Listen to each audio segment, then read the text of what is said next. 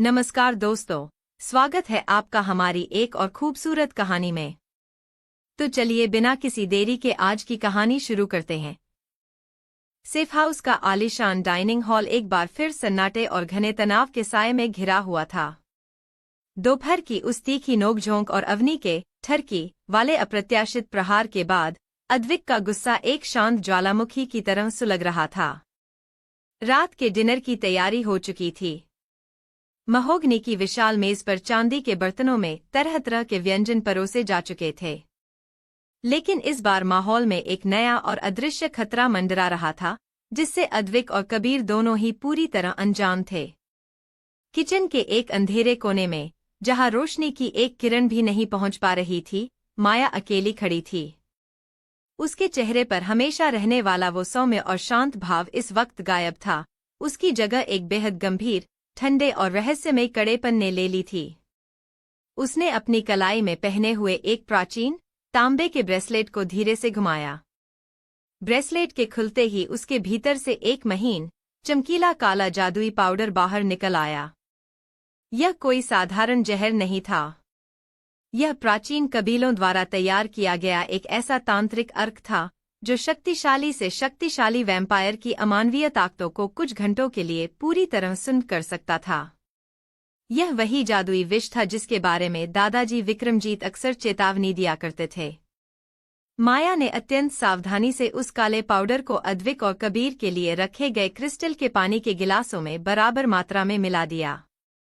जैसे ही वह पाउडर पानी में गिरा, पानी का रंग पूरी तरह स्याह काला और खौफनाक हो गया। अगर अद्विक सर ने इसे इस अवस्था में देख लिया, तो मेरा अंत निश्चित है, माया ने बुदबुदाते हुए एक गहरी सांस ली। उसने तुरंत अपनी आंखें बंद की और अपनी उंगलियों को गिलासों के ऊपर लहराया। पल भर के लिए उसकी उंगलियों के पोरों से एक हल्की, जादुई नीली रोशनी फूटी। उस अलौकिक रोशनी के पानी को छूते ही गिलासों के भीतर का वो खौफनाक कालापन धीरे धीरे गायब होने लगा। कुछ ही सेकंडों में वह जादुई विष पूरी तरह पारदर्शी और सामान्य पानी की तरह दिखने लगा। बाहर से देखने पर कोई भी यह अंदाजा नहीं लगा सकता था कि इस शुद्ध दिखने वाले पानी के भीतर अद्विक और कबीर की ताकतों को बांधने का एक जानलेवा जाल बुना जा चुका है। डिनर के दौरान मेज पर अजीब सी खामोशी छाई रही। अवनी ने अद्विक की तरफ देखने से पूरी तरह परहेज किया, क्योंकि उसके सीने पर अपने दांतों के निशान छोड़ने के बाद वह जानती थी कि वह बारूद के ढेर पर बैठी है। अद्विक का व्यवहार हमेशा की तरह बेहद बेपरवाह और पजेसिव था, लेकिन उसकी आंखों में अवनी के लिए एक हिंसक कशिश साफ देखी जा सकती थी। कबीर ने भी सारा को डराने की कोशिश नहीं की, वह बस खामोशी से अपना भोजन करता रहा। जैसे ही अद्विक और कबीर ने अपने अपने गिलासों से पानी की आखिरी घूंट पी, माया के होठों पर एक बहुत हल्की, रहस्यमयी मुस्कान उभर आई। जादुई पाउडर अपना काम शुरू कर चुका था। डिनर समाप्त होते ही अद्विक ने बिना कोई शब्द कहे अपनी कुर्सी पीछे खिसकाई। कबीर, स्टडी रूम में आओ। हमें आने वाले विदेशी प्रोजेक्ट्स और सुरक्षा के नए समीकरणों पर बात करनी है, अद्विक की भारी आवाज गूंजी। जी भाई, कबीर ने उठते हुए कहा। दोनों भाई अपनी भारी और राजसी चाल से चलते हुए कॉरिडोर के उस पार बने विशाल, किताबों से घिरे स्टडी रूम की तरफ चले गए। इधर डाइनिंग हॉल में अवनी और सारा ने राहत की सांस ली। वे दोनों मेज को साफ करने और बर्तनों को समेटने में माया की मदद करने लगीं। माया ने बहुत ही शालीनता से उनसे काम लिया, लेकिन उसकी नजरें बार बार घड़ी की सुइयों पर टिक रही थी, मानो वह किसी खास वक्त का इंतजार कर रही हो। काम खत्म होने के बाद जब माया किसी काम से हवेली के निचले हिस्से की तरफ गई, तो सारा ने झटके से अवनी का हाथ पकड़ा और उसे खींचते हुए अपने बेडरूम के अंदर ले आई। उसने दरवाजे को अंदर से बंद कर लिया। सारा का पूरा शरीर डर और घबराहट से कांप रहा था। अवनी, तू अब भी समझ क्यों नहीं रही है? सारा ने अवनी के दोनों कंधों को पकड़कर हिलाते हुए बेहद दबी हुई आवाज में चीख कर कहा। मुझे अब उस अद्विक सिंघानिया की असली पहचान पर एक कतरा भी शक नहीं है। वह इंसान नहीं है, अवनी। वह साक्षात द डार्क किंग है, एक खूंखार वैम्पायर। और कबीर उसका साथी है। अवनी ने अपने सूजे हुए घुटनों को सहलाते हुए एक लंबी सांस ली। सारा, प्लीज शांत हो जाओ। मुझे पता है वह बहुत खतरनाक और सनकी बॉस है, लेकिन क्या? अवनी, सारा की आंखों में आंसू आ गए। वह कोई साधारण सनकी बॉस नहीं है जो हमें नौकरी से निकाल देगा। उसने हमें यहाँ इस सुनसान सेफ हाउस में किडनैप करके क्यों रखा है? ताकि वह दुनिया की नजरों से दूर यहाँ हमें बेरहमी से मार सके। वह हमारा पूरा खून चूसकर हमें इसी फर्श पर ढेर कर देगा और इस दुनिया को कभी पता भी नहीं चलेगा। वे हमें जान से मारने के लिए यहाँ लाए हैं। अवनी ने सारा के कांपते हाथों को अपने हाथों में लिया। कल रात अद्विक ने उसके साथ जो शारीरिक और मानसिक बर्बरता की थी, उसे याद करके अवनी का अपना दिल भी कांप रहा था, लेकिन वह सारा को और ज्यादा डराना नहीं चाहती थी। वह इस खौफनाक हकीकत को अपनी मासूमियत के पीछे छिपाने की कोशिश कर रही थी। नहीं सारा, तुम गलत सोच रही हो, अवनी ने बेहद सादगी और नासमझी का नाटक करते हुए कहा।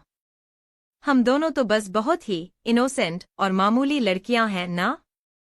हमारा न तो कोई दुश्मन है, न ही हमारे पास कोई धन दौलत है। भला वह इतने बड़े साम्राज्य का मालिक हमें क्यों मारेगा? शायद उन्हें हमारी ईमानदारी पर शक है, या वे बस हमें डराकर अपनी कंपनी का कोई सीक्रेट काम करवाना चाहते हैं। इनोसेंट लड़कियां? वाह अवनी, तेरी इस नासमझी पर मैं हंसू या रो? सारा ने गुस्से में अपना हाथ छुड़ा लिया और कमरे में चक्कर काटने लगी। हम इनोसेंट हो सकते हैं, लेकिन तेरी वो जुबान, वह बिल्कुल इनोसेंट नहीं है। तू भूल गई कि आज दोपहर तूने उस 7 सितारा होटल में क्या तमाशा किया था? अवनी ने चौंक कर सारा की तरफ देखा। तूने उन खतरनाक 6 फीट लंबे वीआईपी बॉडीगार्ड्स के सामने जाकर जो बकवास की थी, जो रायता फैलाया था कि तू अद्विक सिंघानिया से शादी कर लेगी, उसे मोमोज खिलाएगी, उसकी पत्नी बनकर उसकी जिंदगी नर्क बना देगी। तूने उस किंग के स्वाभिमान को सरेआम ललकारा था। अवनी, सारा ने उसे उसकी पुरानी गलती याद दिलाते हुए डांटा। तूने खुद चलकर उस मुसीबत को मोल लिया है जो आज हमारे सिर पर नाच रही है। तेरी उसी बकवास का नतीजा है कि आज अद्विक सिंघानिया हमें अपनी जागीर समझकर इस पिंजरे में बंद कर चुका है। वह तेरी उस बगावत की कीमत वसूल रहा है।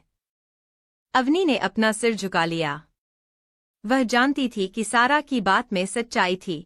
उसका वो चुलबुला और बेबाक स्वभाव ही उसे अद्विक के उस जुनूनी और पजेसिव घेरे के केंद्र में ले आया था। दोनों सहेलियां अभी इस बहस में उलझी ही थी कि अचानक कमरे के बाहर के गलियारे में किसी के दबे कदमों की आहट सुनाई दी। टिक टिक टिक। कोई आ रहा है, सारा ने घबराकर फुसफुसाया। जैसे ही दरवाजे के नीचे के गैप से माया की परछाई अंदर आती दिखी, दोनों लड़कियां छिपकर पागलों की तरह अपने अपने बिस्तर की तरफ भागीं।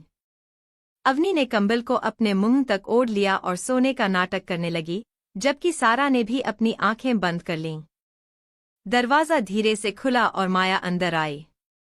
उसने बिस्तर पर सो रही दोनों लड़कियों को देखा। उसके चेहरे पर एक अजीब, ठंडी और रहस्यमयी कशिश थी।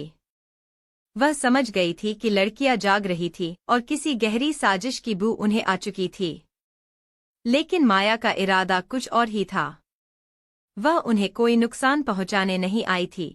उसका इरादा उस जादुई विष के असर को देखना था जो अद्विक और कबीर के शरीर में धीरे धीरे फैल रहा था। सो जाओ, मासूम चिड़ियों, माया ने अंधेरे कमरे में बहुत धीमी आवाज में कहा, और उसकी आवाज में एक अजीब सा सम्मोहन था। आज की रात इस सिंघानिया साम्राज्य के इतिहास की सबसे लंबी और खौफनाक रात होने वाली है। जब शिकारी खुद बेबस होगा, तब खेल के नियम बदल जाएंगे। वह दरवाजा बंद करके वापस अंधेरे कॉरिडोर में विलीन हो गई। अद्विक और कबीर स्टडी रूम के भीतर बंद थे, जहां जादुई पाउडर उनकी अमानवीय ताकतों को धीरे धीरे जकड़ रहा था, और सारा की असली जादुई शक्तियों का जागना अभी बाकी था। बगावत और दीवानगी का यह नया अध्याय अब एक ऐसे मोड़ पर पहुंच चुका था जहां हर एक का इरादा दूसरे के वजूद को मिटाने पर आमादा था। विशाल, महोगनी की अलमारियों और प्राचीन चमड़े की जिल्द वाली किताबों से घिरे स्टडी रूम के भीतर का माहौल किसी सुलगते हुए कयामत के मंजर जैसा था। कमरे की हवा इतनी भारी और ठंडी हो चुकी थी कि सामान्य इंसान का दम घुट जाए। कबीर सिंघानिया फर्श पर घुटनों के बल बैठा था, उसकी सांसें उखड़ रही थी और उसका चेहरा दर्द से पीला पड़ चुका था। उसकी रगों में बहता हुआ वैम्पायर खून उस जादुई काले पाउडर के असर से जैसे जमने लगा था। भाई, मैं नहीं जानता था। कबीर ने हांफते हुए अपने सीने को जकड़ लिया। चुप रहो, कबीर, अद्विक सिंघानिया की दहाड़ ने कमरे के कांच के झूमर को हिलाकर रख दिया। अद्विक कमरे के बीचों बीच खड़ा था। उसकी आंखों का खूनी लाल रंग इतना गहरा हो चुका था कि वे अंधेरे में साक्षात अंगारे जैसी दिख रही थीं। हालांकि उस जादुई पाउडर का असर अद्विक के शरीर पर भी हो रहा था, लेकिन उसके भीतर का प्राचीन वैम्पायर राजा और उसका अदम्य अहंकार उस जहर को अपनी मानसिक शक्ति से कुचल रहा था। अद्विक जानता था कि इस पूरे एम्पायर में सिर्फ एक ही शख्स के पास वह प्राचीन हर्बल और तांत्रिक ज्ञान था जो उनकी अमानवीय ताकतों को बांध सकता था। यह माया का प्लान था, और तुम इतने मूर्ख हो कि उसकी इस साजिश को भांप भी नहीं पाए। अद्विक ने गुस्से में कबीर के ठीक बगल में रखी महोगनी की भारी मेज पर अपनी फौलादी मुट्ठी मारी, जिससे वह महंगी लकड़ी बीच से 2 टुकड़ों में चरचराकर टूट गई। कबीर अद्विक के इस भयानक गुस्से का सीधा शिकार बन रहा था, क्योंकि उसकी लापरवाही की वजह से यह जहर उनके जिस्म तक पहुंचा था। अद्विक ने अपनी आंखें बंद की और अपनी चेतना को हवेली के कॉरिडोर में फैलाया। उसने अपनी भारी, आदेशात्मक आवाज को सीधे माया के दिमाग में प्रतिध्वनित किया। माया, अपने इस छलावे को छोड़ो और तुरंत अपने असली, इंसानी रूप में मेरे सामने हाजिर हो। अद्विक की कड़क आवाज स्टडी रूम की दीवारों को चीरती हुई बाहर निकल गई। कुछ ही पलों में स्टडी रूम का भारी दरवाजा अपने आप खुला। बाहर अंधेरे गलियारे से एक साया अंदर दाखिल हुआ। वह माया थी, लेकिन इस बार वह अपनी उस रहस्यमय, नीली जादुई रोशनी के पीछे नहीं छिपी थी। वह पूरी तरह से अपने वास्तविक, नश्वर इंसानी रूप में अद्विक के सामने आकर खड़ी हो गई। उसके चेहरे पर डर की एक लकीर तक नहीं थी, बल्कि उसकी आंखों में एक गहरा, अटूट समर्पण था। सर, माया ने अपने दोनों हाथ जोड़ लिए और अद्विक की उस जानलेवा निगाहों का सामना किया। मैंने जो कुछ भी किया, वह आपकी और कबीर की सुरक्षा के लिए किया है। सुरक्षा? हमारी ताकतों को बांधकर तुम हमारी सुरक्षा कर रही हो? अद्विक ने आगे बढ़कर माया की गर्दन को हवा में दबोच लिया, उसकी उंगलियां माया की श्वास नली को भींचने लगीं। हाँ, सर, माया ने मुश्किल से सांस लेते हुए कहा। दादाजी का अनुष्ठान, और वो काला साया क्रुद्ध है। आप दोनों उन लड़कियों, खासकर अवनी के करीब जाकर अपनी सीमाओं को भूल रहे हैं। आपके भीतर का वैम्पायर जुनून आपकी शक्तियों को नष्ट कर सकता है। मुझे आपको कुछ घंटों के लिए शांत करना ही था ताकि आप कोई ऐसी भूल न कर बैठें जिससे हमारा पूरा वंश नष्ट हो जाए। मेरा इरादा बगावत का नहीं, आपकी रक्षा का है। अद्विक ने माया की आंखों में छिपे उस सच और निष्ठा को देखा। उसने एक झटके से माया को पीछे धकेल दिया। माया फर्श पर गिरकर हांफने लगी। अद्विक जानता था कि माया सिंघानिया परिवार की सबसे वफादार दासी और रक्षक थी, इसलिए उसने उसकी जान बख्श दी। अद्विक खिड़की के पास जाकर खड़ा हो गया, जहां से रात का सन्नाटा साफ दिख रहा था। उसकी पीठ माया और कबीर की तरफ थी। माया, तुम सोचती हो कि मैं उस लड़की के बदन और उसकी मासूमियत के आकर्षण में अंधा हो रहा हूं? अद्विक ने बेहद धीमी, बर्फीली आवाज में पूछा। क्या ऐसा नहीं है, सर? अवनी और सारा, वे दोनों कोई साधारण लड़कियां नहीं हैं। उनके शरीर से इंसानी खून की गंध न आना इस बात का सबूत है कि उनका अतीत किसी बड़े राज से जुड़ा है। माया ने खड़े होते हुए अपनी पोनीटेल को ठीक किया। अद्विक के होठों पर एक गहरी, रहस्यमयी मुस्कान उभर आई। मुझे बहुत पहले ही पता चल चुका है, माया, कि अवनी और सारा वास्तव में कौन हैं। यह सुनते ही फर्श पर बैठे कबीर ने भी चौंक कर अद्विक की तरफ देखा। भाई, आपको पता है वे कौन हैं? क्या उनका संबंध उसी प्राचीन शिकारी कबीले से है जिन्होंने सदियों पहले हमारे पूर्वजों को कैद किया था? माया ने भी उत्सुकता और घबराहट से अद्विक की तरफ कदम बढ़ाए। सर, प्लीज हमें बताइए। अगर वे हमारे दुश्मन कबीले की अंश हैं, तो हमें उन्हें अभी इसी वक्त खत्म करना होगा। अद्विक मुड़ा। उसकी आंखों में इस बार वैम्पायर की भूख नहीं, बल्कि एक शातिर राजा की चालबाजी थी। मैं तुम्हें पूरी बात नहीं बताऊंगा, माया। कुछ राज जितने गहरे दफन रहें, साम्राज्य के लिए उतने ही सुरक्षित होते हैं।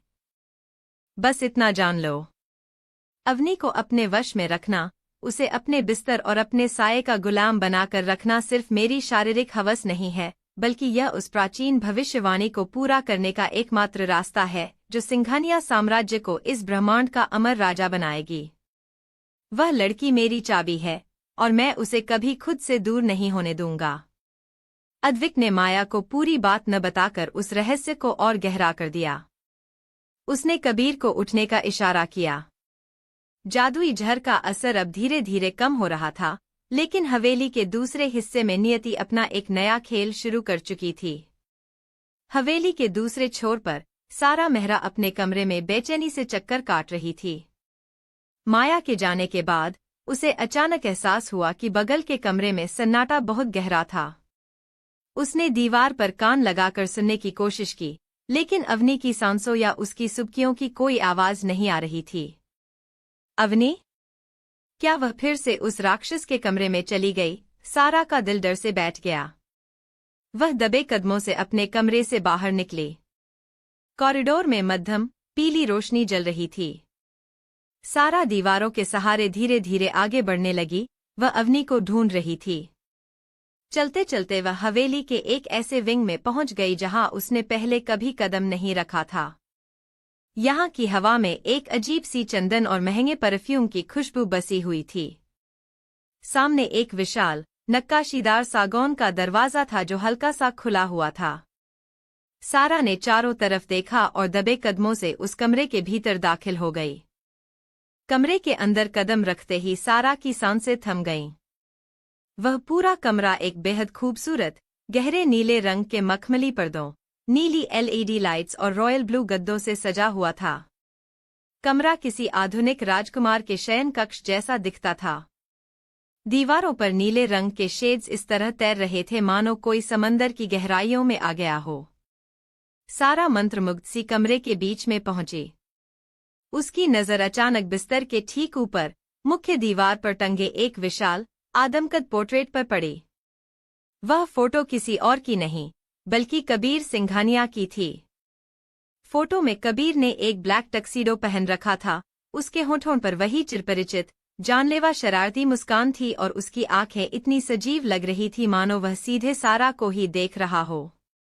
उस डार्क ब्लू थीम वाले कमरे में कबीर की वह बड़ी सी तस्वीर एक अजीब सा सम्मोहन पैदा कर रही थी।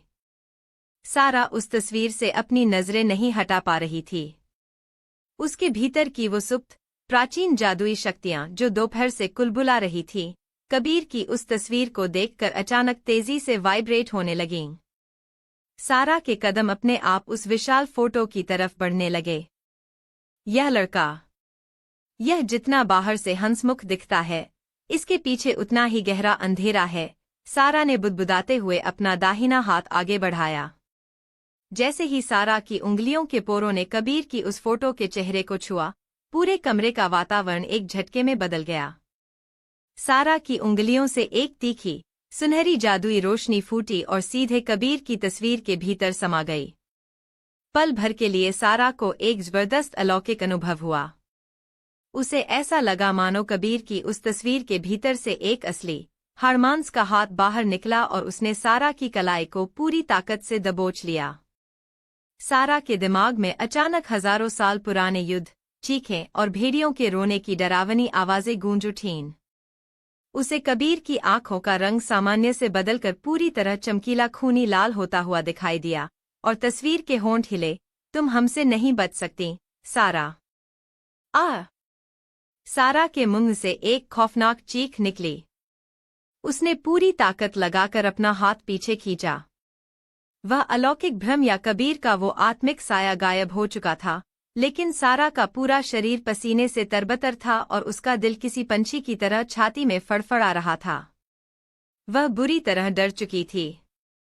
उसे समझ आ गया था कि कबीर सिंघानिया सिर्फ एक बिगड़ैल अमीर लड़का नहीं है, बल्कि उसके वजूद के पीछे एक ऐसा खौफनाक अतीत है जो सीधे सारा की अपनी रूह और उसकी शक्तियों को खींच रहा था। बिना एक पल गवाए सारा मुड़ी और पागलों की तरह उस डार्क ब्लू रूम से बाहर की तरफ भागी। वह गलियारे में बिना पीछे मुड़े दौड़ती रही, उसके कदम लड़खड़ा रहे थे। वह हांफती हुई अपने कमरे के अंदर पहुंची, दरवाजे को जोर से बंद किया और तुरंत उस पर 3-4 ताले जड़ दिए।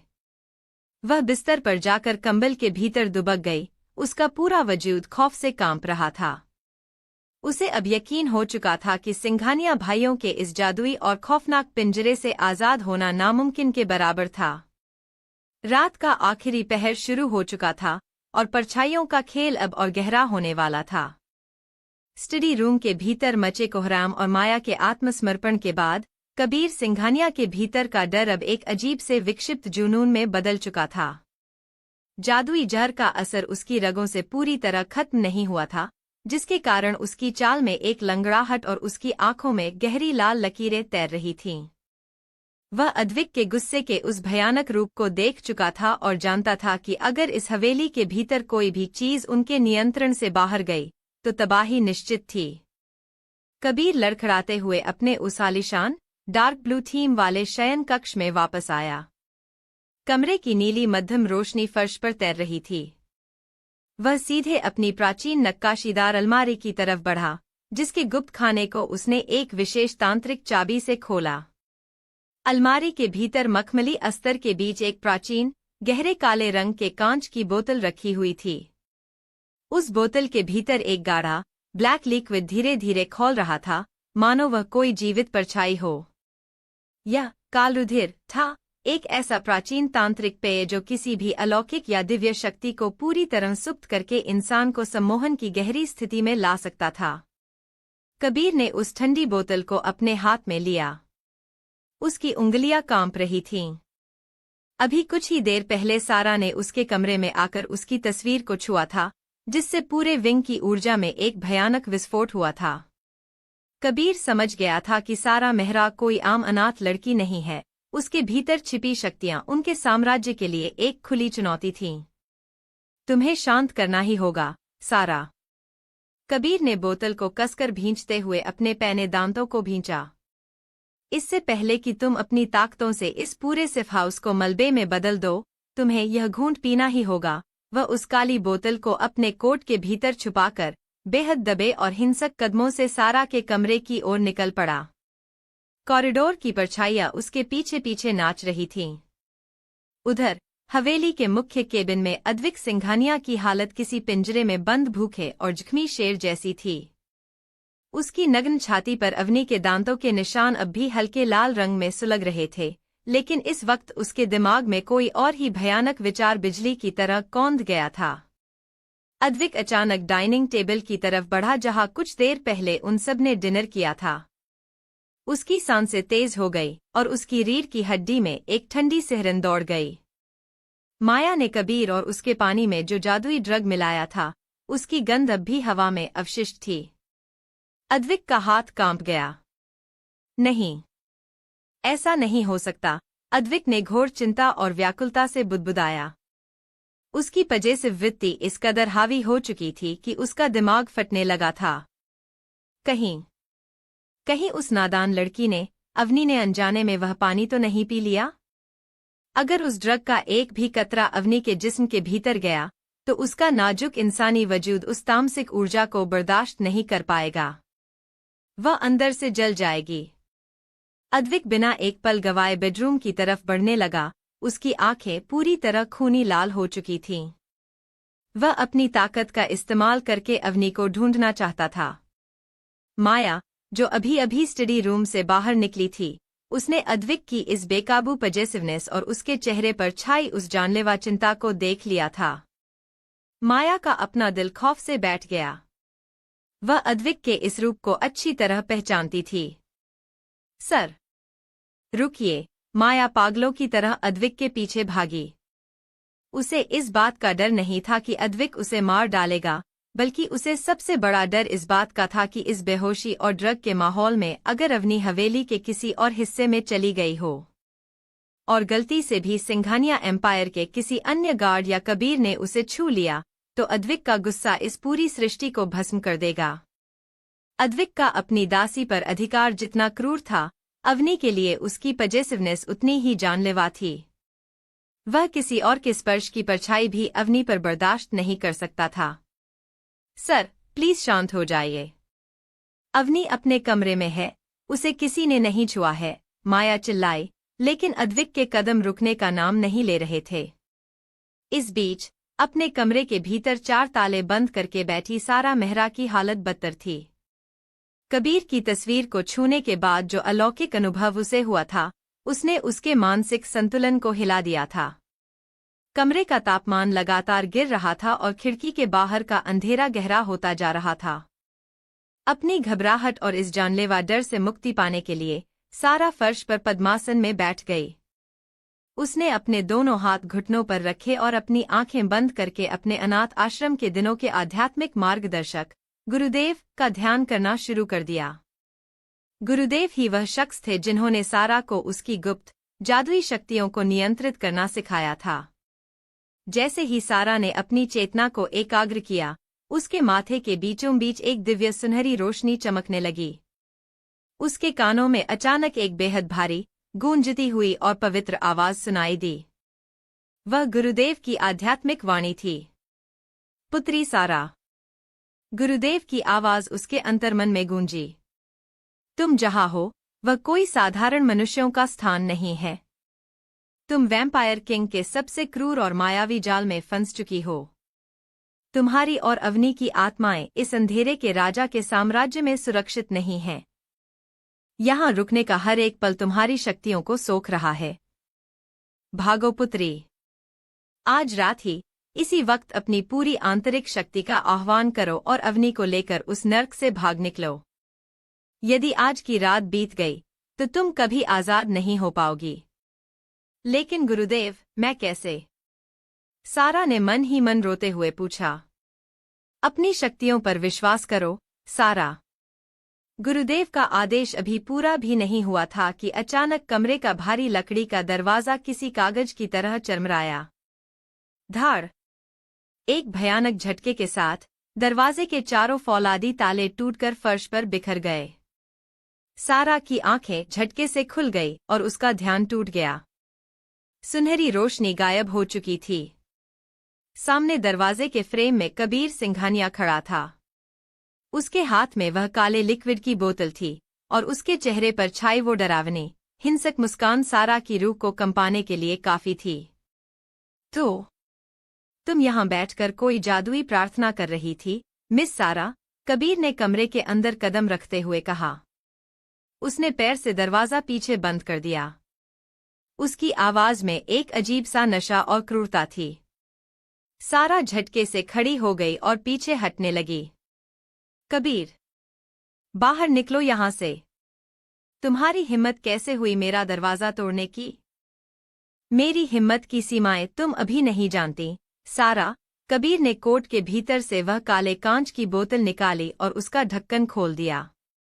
ढक्कन खुलते ही कमरे में एक तीखी, कड़वी और डरावनी तांत्रिक महक फैल गई।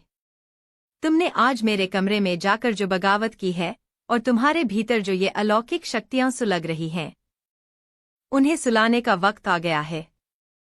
चुपचाप इस कालरुधिर की कुछ बूंदें पी लो। यह तुम्हें कोई नुकसान नहीं पहुंचाएगा, बस तुम्हारी इन फालतू की ताकतों को हमेशा के लिए शांत कर देगा। कभी नहीं। मैं यह गंदा पानी कभी नहीं पीऊंगी, सारा चिल्लाई। उसने अपनी हथेलियां आगे की और अपनी जादुई शक्तियों से कबीर पर प्रहार करने की कोशिश की, लेकिन दोपहर के ड्रग और कबीर के उस पिशाच औरा के सामने उसकी शक्तियां पूरी तरह जागृत नहीं हो पाईं। उसकी उंगलियों से सिर्फ कुछ कमजोर सुनहरी चिंगारियां निकली और हवा में ही दम तोड़ गईं। तुम्हारी ये बत्तियां मेरा कुछ नहीं बिगाड़ सकती। कबीर ने हंसते हुए एक लंबी छलांग लगाई और सीधे सारा की तरफ बढ़ा। उसने सारा का हाथ पकड़ने के लिए अपनी फौलादी उंगलियां आगे बढ़ाई।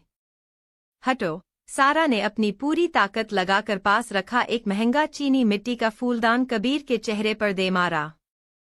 फूलदान कबीर के माथे से टकराकर चकनाचूर हो गया, जिससे कबीर का ध्यान एक सेकंड के लिए भटक गया। इसी एक सेकंड के मौके का फायदा उठाकर सारा मुड़ी और पागलों की तरह कमरे से सटे हुए विशाल अटैच्ड बाथरूम की तरफ भागी। वह बाथरूम के भीतर घुसी और उसने भारी महोगनी के दरवाजे को बंद करके अंदर से कुंडी चढ़ा दी। खटखट, धाड़ धाड़। कबीर ने तुरंत बाहर से दरवाजे पर पागलों की तरह मुक्के मारने शुरू कर दिए। दरवाजा खोलो, सारा। तुम इस कमजोर दरवाजे के पीछे अद्विक सिंघानिया के भाई से नहीं बच सकती। तुम कब तक अंदर छिपोगी? कबीर बाहर से दहाड़ रहा था और उसकी भारी आवाज बाथरूम की टाइल्स से टकराकर गूंज रही थी। सारा ने दरवाजे से पीठ सटा ली। उसकी सांसें इतनी तेज थी मानो उसका दम निकल जाएगा। वह फर्श पर घिसटती हुई बैठ गई और अपनी दोनों हथेलियों से अपने कान बंद कर लिए। बाहर कबीर का आतंक था। हवेली के दूसरे छोर पर अद्विक की जानलेवा पजेसिवनेस का तांडव चल रहा था और गुरुदेव का वो भागने का आदेश अब एक नामुमकिन सा ख्वाब लग रहा था। आधी रात का यह नर्क अब अपनी चरम सीमा पर पहुंच चुका था, जहां हर एक दीवार के पीछे सिर्फ और सिर्फ दर्द और साजिशों का साया था। कड़क, धाड़, सफेद इटालियन संगमरमर से बने उस विशाल बाथरूम का महोगनी का भारी दरवाजा कबीर के एक ही फौलादी प्रहार से बीच में से 2 टुकड़ों में टूटकर बिखर गया। दरवाजे के टुकड़े फर्श पर पड़े पानी में जा गिरे। सारा, जो दीवार से सट कर बैठी थी, खौफ के मारे चीख पड़ी। उसने अपनी आंखें बंद कर लीं, लेकिन जब उसने अपनी पलकें उठाईं, तो उसके सामने जो मंजर था उसने उसके रूह की कपकपी बढ़ा दी। कबीर सिंघानिया दरवाजे के फ्रेम में खड़ा था, लेकिन अब वह सिंघानिया साम्राज्य का वो हंसमुख, शरारती प्रिंस नहीं लग रहा था। जादुई काले पाउडर और उसके भीतर उबलते हुए वैम्पायर खून के मिश्रण ने उसे पूरी तरह से एक आदिम, भूखे और हिंसक शिकारी में बदल दिया था। उसके माथे से फूलदान की चोट के कारण खून की एक पतली लकीर बहकर उसके गाल तक आ रही थी, जिससे उसका चेहरा और भी खूंखार लग रहा था। उसकी आंखें पूरी तरह खूनी लाल थी और उसके नुकीले दांत बाहर आ चुके थे। उसके हाथ में वो काले लिक्विड की बोतल अब भी थी, जिसे उसने लापरवाही से फर्श पर फेंक दिया। बोतल टूट गई और वह काला तरल पानी में मिलकर बहने लगा। मैंने कहा था ना सारा, तुम मुझसे नहीं बच सकती। कबीर की आवाज में एक अजीब सा अमानवीय भारीपन और नशा था। वह एक ही झटके में आगे बढ़ा और इससे पहले कि सारा हिल भी पाती, कबीर ने उसे फर्श से ऊपर उठा लिया। उसने सारा को जकड़कर शावर के नीचे दीवार से सटा दिया। शावर का नल गलती से खुल गया और उन दोनों के ऊपर ठंडे पानी की बौछार होने लगी। सारा का रस्मोरिवाज वाला गाउन पानी से भीगकर उसके बदन से चिपक गया। छोड़ो मुझे कबीर, तुम होश में नहीं हो। सारा ने कबीर के सीने पर अपनी हथेलियां मारकर उसे पीछे धकेलने की पूरी कोशिश की, लेकिन कबीर का शरीर इस वक्त पत्थर की चट्टान बन चुका था। मैं पूरी तरह होश में हूँ, सारा।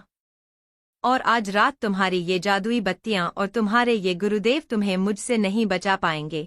कबीर ने फुसफुसाते हुए अपने बर्फीले होंठ सीधे सारा की भीगी हुई गर्दन पर टिका दिए।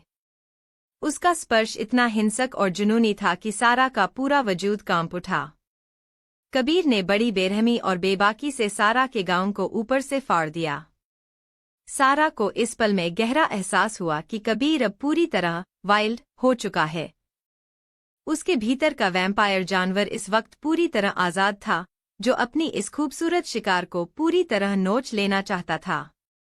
लेकिन उस क्रूरता के पीछे एक अजीब, सम्मोहक और जानलेवा रोमांस की शुरुआत हो चुकी थी। कबीर के हाथ सारा के बदन के हर हिस्से पर अपना अधिकार जता रहे थे और सारा चाहकर भी अपनी शक्तियों का इस्तेमाल नहीं कर पा रही थी, क्योंकि कबीर की मर्दानगी और उसका वैम्पायर ऑरा उसकी आत्मा को सुन्न कर रहा था। ठंडे पानी की बौछार और सुलगते हुए जिस्मों की इस जंग में आखिरकार बगावत ने घुटने टेक दिए। कबीर की बेकाबू वासना और सारा की बेबसी के बीच का फासला हमेशा के लिए मिट गया।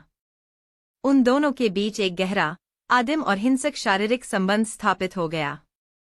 सारा की चीखें शावर से गिरते पानी की आवाज में कहीं खो गईं, और वह कबीर के उस बेकाबू तूफान में पूरी तरह बह गई। हवेली के दूसरे छोर पर अद्विक सिंघानिया का पागलपन अपनी चरम सीमा पर था। वह माया को पीछे छोड़कर एक साए की तरह गलियारों में दौड़ रहा था। उसका दिल अजीब सी व्याकुलता से धड़क रहा था।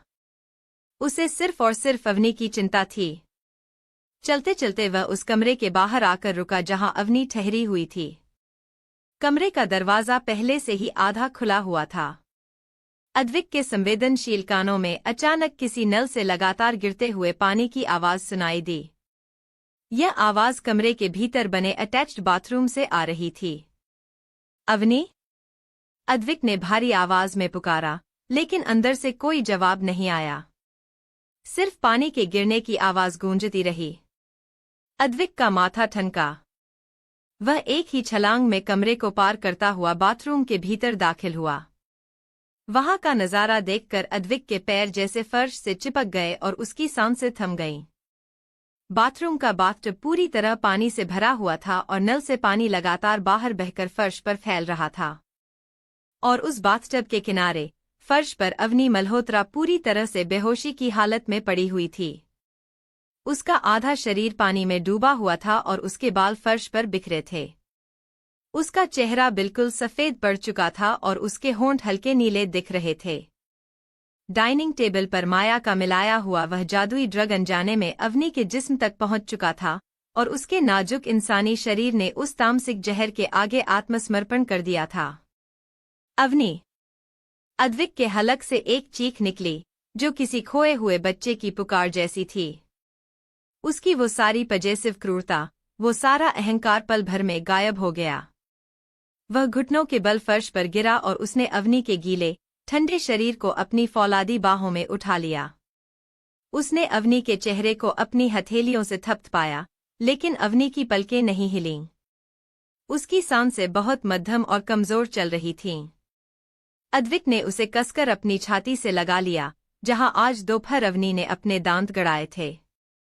उस जख्म में आज दर्द नहीं, बल्कि अवनी को खो देने का एक जानलेवा खौफ सिसक रहा था। अद्विक ने अपनी वैम्पायर ऊर्जा को अवनी के शरीर में प्रवाहित करना शुरू किया ताकि वह उस जहर को काट सके। हवेली के इस गमगीन माहौल से दूर, सारा के कमरे के भीतर का बाथरूम अब एक अलग ही दुनिया का गवाह बन चुका था।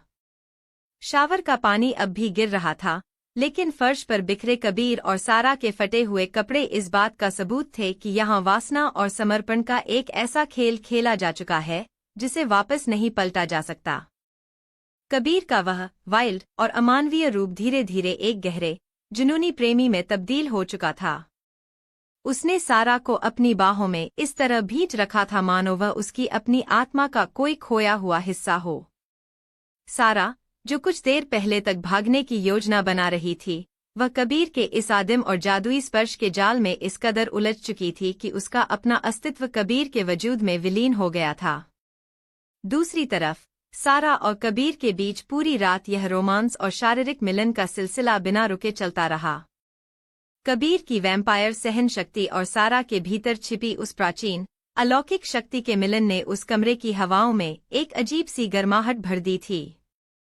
हर एक घूंट, हर एक स्पर्श और हर एक सिसकी के साथ कबीर सारा के बदन और उसकी रूह पर अपने अधिकार की वो मोहर लगा रहा था जिसे गुरुदेव की कोई भी जादुई शक्ति अब कभी नहीं मिटा सकती थी। सारा का वह भागने का संकल्प, वह बगावत इस जुनूनी रात की स्याही में पूरी तरह बह चुकी थी। इसी भयानक रात के सन्नाटे में हवेली की चारदीवारी से बाहर एक और अजीब घटना घट रही थी। माया, जो अद्विक के गुस्से और हवेली के इस बदले हुए माहौल से बेहद डर चुकी थी, उसने खुद को बचाने और स्थिति की टोह लेने के लिए अपनी उच्चतम तांत्रिक विद्या का इस्तेमाल किया। वह एक पल में अपने इंसानी रूप को छोड़कर एक बेहद खूबसूरत, छोटी और काली बिल्ली के रूप में तब्दील हो गई। वह बिल्ली के रूप में हवेली के पिछले दरवाजे से निकलकर शहर की सुनसान, अंधेरी गलियों की तरफ भागने लगी।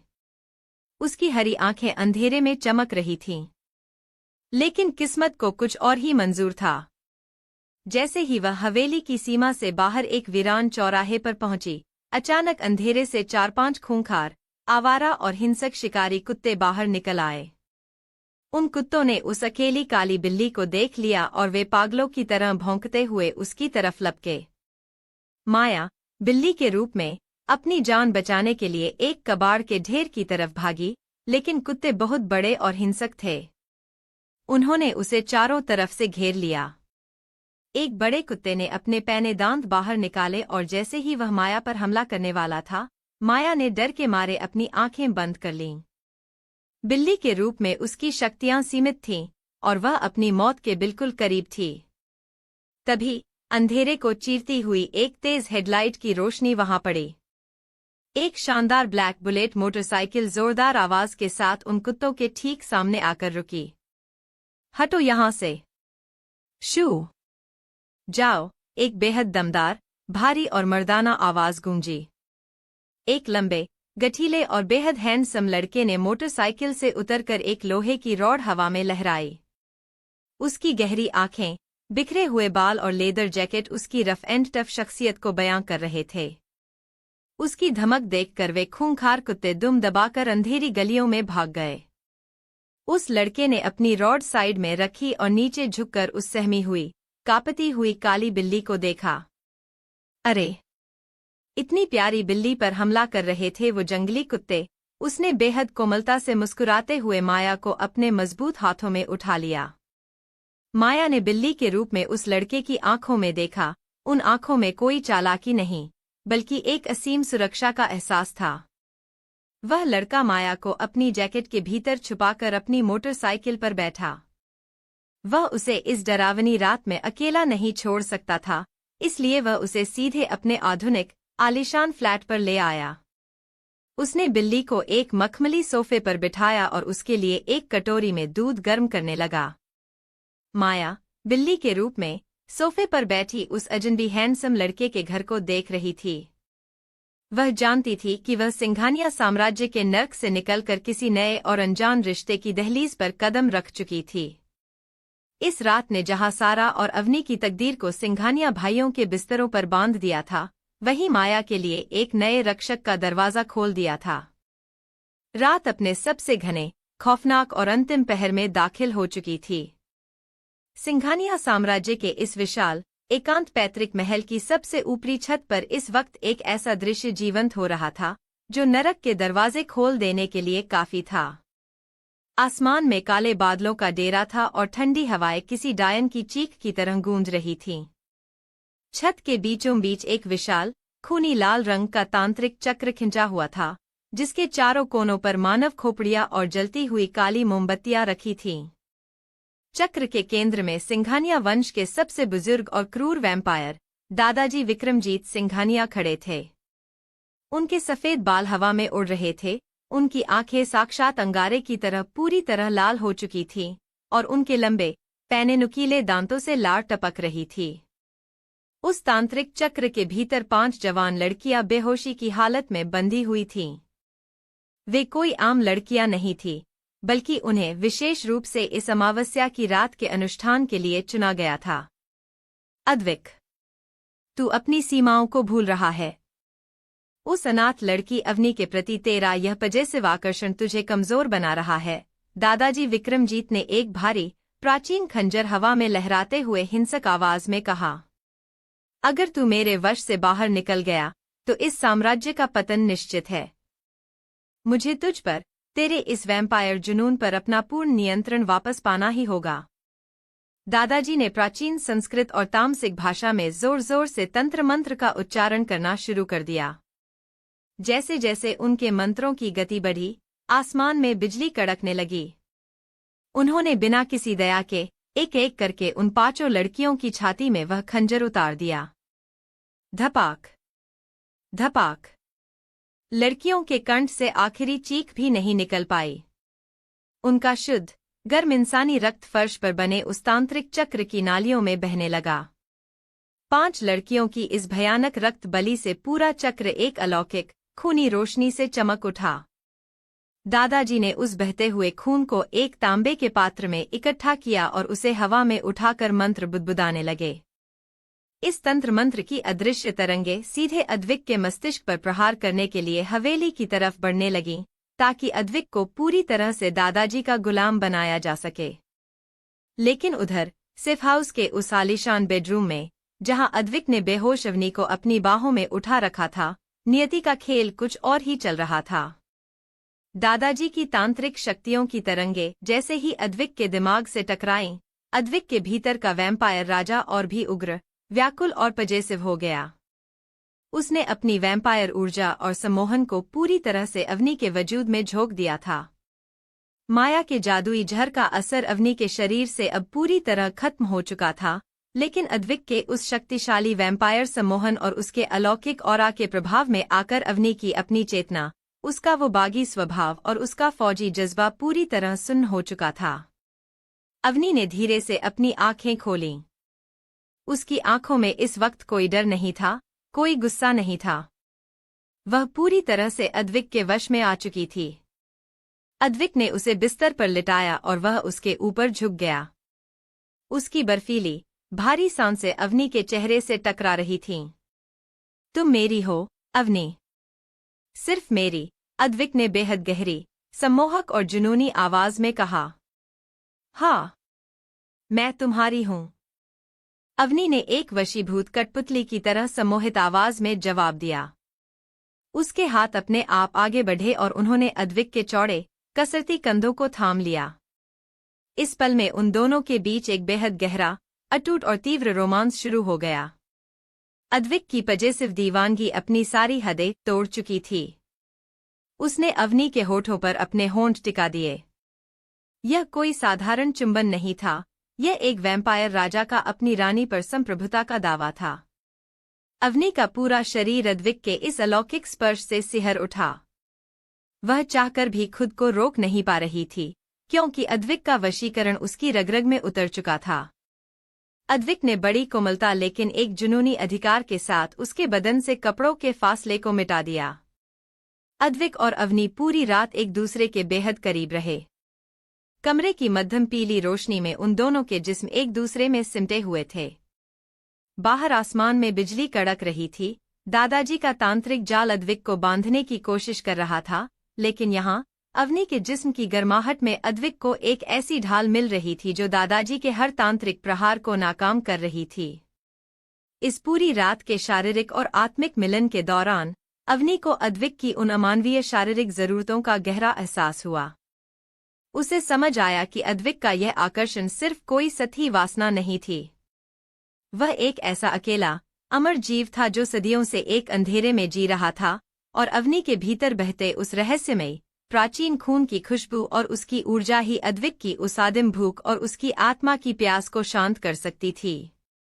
अद्विक ने जब अपनी नुकीली दंशावली को बहुत हल्के से अवनी की नाजुक गर्दन पर छुआया, तो अवनी ने दर्द के बजाय एक अजीब सा अलौकिक आनंद महसूस किया। उसने अद्विक के बालों में अपनी उंगलियां फंसा दी और खुद को पूरी तरह उसके हवाले कर दिया। वह पूरी रात अद्विक के उस जुनूनी संसार में कैद रही, जहां समय ठहर चुका था और मर्यादाओं की हर एक सीमा टूटकर बिखर चुकी थी। हवेली के इस जुनूनी नर्क से मीलों दूर, शहर के एक बेहद आधुनिक, पॉश और आलिशान बैचलर फ्लैट में सुबह की मध्यम रोशनी दस्तक दे रही थी। माया, जो रात भर बिल्ली के रूप में सोफे पर सोई थी, सुबह होते ही उसकी तांत्रिक विद्या का असर खत्म हो गया और वह वापस अपने असली, बेहद खूबसूरत इंसानी रूप में आ गई। वह जैसे ही सोफे पर उठी, उसने देखा कि उसने केवल एक बेहद छोटी सिल्क की नाइट शर्ट पहन रखी थी, जो शायद उसने अपनी जादुई ताकतों से खुद को ढकने के लिए बनाई थी। तभी सामने के ओपन किचन से वह हैंडसम लड़का सिर्फ एक लोअर पहने, हाथ में कॉफी के 2 मग लिए बाहर निकला। उसकी चौड़ी छाती और एब्स साफ दिख रहे थे। Good morning, miss cat. तो आखिरकार बिल्ली मौसी एक बेहद हॉट लड़की में बदल ही गईं। उस लड़के ने एक शरारती और बेबाक मुस्कान के साथ कहा और कॉफी का मग टेबल पर रख दिया। माया झटके से खड़ी हो गई। सिंघानिया साम्राज्य की चीफ मेडिकल ऑफिसर और एक शक्तिशाली तांत्रिक होने के नाते उसे किसी आम इंसान का इस तरह मजाक उड़ाना बिल्कुल बर्दाश्त नहीं था। तुम बेहद बदतमीज और बेशर्म इंसान हो, माया ने गुस्से में चिल्लाते हुए अपने दोनों हाथ छाती पर बांध लिए। तुम्हारी हिम्मत कैसे हुई मुझे इस हालत में अपने घर में रखने की? और तुम इस तरह आधे नंगे घूम रहे हो, तुम्हें जरा भी हया नहीं है। लड़के ने अपनी कॉफी की चुस्की ली और सोफे के हैंडल पर टेक लगाकर बैठ गया। उसकी आंखों में एक गजब का आत्मविश्वास और कशिश थी। ओह, हेलो। जरा अपनी आवाज नीचे रखो, मिस तीखी मिर्ची। रात को अगर मैं अपनी बुलेट लेकर उन शिकारी कुत्तों के सामने नहीं आता, तो अब तक तुम उन कुत्तों का डिनर बन चुकी होती। थैंक यू कहने के बजाय तुम मुझे ही बेशर्म कह रही हो। मैंने तुम्हें बचाने के लिए नहीं कहा था। मैं खुद को संभाल सकती थी, माया ने गुस्से में पैर पटकते हुए कहा। उसके गाल लाल हो चुके थे। अच्छा? एक छोटी सी बिल्ली बनकर खुद को संभाल रही थी, लड़के ने हंसते हुए कहा और उसके बिल्कुल करीब आया। उसका हैंडसम चेहरा माया के चेहरे के बेहद पास था। वैसे मेरा नाम शौर्य है, और इस बेशर्म लड़के के फ्लैट से बाहर निकलने का रास्ता सीधे मेरे दिल से होकर जाता है। तो अब बताओ, कॉफी पियोगी या अपनी इस तगड़ी बहस को जारी रखना है? माया और शौर्य के बीच की यह तगड़ी बहस और यह तीखी नोकझोंक इस बात का साफ इशारा थी कि माया सिंघानिया साम्राज्य के उस खूनी जाल से निकलकर अब एक ऐसे इंसान के वश में आने वाली थी, जो उसकी जिंदगी को पूरी तरह बदलने वाला था। रात का वो अंधकार अब छंट रहा था, लेकिन जो रिश्ते और जो साजिशें इस रात बुनी गई थी, वे अब पूरे सिंघानिया साम्राज्य में एक नया महायुद्ध छेड़ने के लिए तैयार थीं। शौर्य के फ्लैट के भीतर की हवा अभी अभी हुई तीखी बहस के बाद अचानक भारी हो गई थी। माया का पारा 7वें आसमान पर था। उस साधारण इंसानी लड़के की बेबाकी और उसका यह शरारती अंदाज माया के तांत्रिक स्वाभिमान को बुरी तरह ठेस पहुंचा रहा था। वह भूल गई थी कि वह इस वक्त सिंघानिया साम्राज्य के सुरक्षा कवच से दूर एक आम इंसान के घर में है। तुम इंसान अपनी औकात कभी नहीं भूलते, माया ने दांत भींचते हुए कहा। तुम्हें लगता है कि तुम सिंघानिया साम्राज्य की मुख्य रक्षक को अपने इस छोटे से पिंजरे में कैद रख सकते हो? ओह मैडम, जरा अपनी ये फिल्मी स्क्रिप्ट बंद करोगी? शौर्य ने मुस्कुराते हुए एक कदम आगे बढ़ाया। सिंघानिया साम्राज्य मुख्य रक्षक? तुम रात को किसी फैंसी ड्रेस कंपटीशन से भागकर आई हो क्या? माया का गुस्सा उसके नियंत्रण से बाहर हो गया। शौर्य को सबक सिखाने और उसकी इस मर्दानगी के घमंड को तोड़ने के लिए उसने अपनी आंखें बंद की और अपनी रीढ़ की हड्डी में छिपी उस प्राचीन तांत्रिक ऊर्जा को सक्रिय कर दिया। पल भर के लिए कमरे की लाइटें टिमटिमाईं और शौर्य के चेहरे से वो शरारती मुस्कान गायब हो गई। शौर्य की फटी आंखों के सामने उस बेहद खूबसूरत लड़की का शरीर धीरे धीरे सिकुड़ने लगा। उसकी त्वचा पर घने, काले और मखमली बाल उगने लगे। उसके हाथ और पैर पंजों में तब्दील हो गए और कुछ ही सेकंड के भीतर जहां एक तीखी मिर्ची जैसी लड़की खड़ी थी, वहां वही छोटी, हरी आंखों वाली काली बिल्ली बैठी थी। म्याऊ। शौर्य का दिल जैसे उसकी छाती चीरकर बाहर आने को हुआ। उसके हाथ से कॉफी का महंगा मग छूटा और फर्श पर गिरकर चकनाचूर हो गया। गर्म कॉफी सफेद टाइल्स पर फैल गई, लेकिन शौर्य का ध्यान उस तरफ नहीं था। उसका पूरा शरीर पसीने से तरबतर हो गया और वह लड़खड़ाता हुआ 3 कदम पीछे हटा, यहां तक कि उसकी पीठ सीधे दीवार से जा टकराई। यह क्या है? भगवान, मैं क्या देख रहा हूं?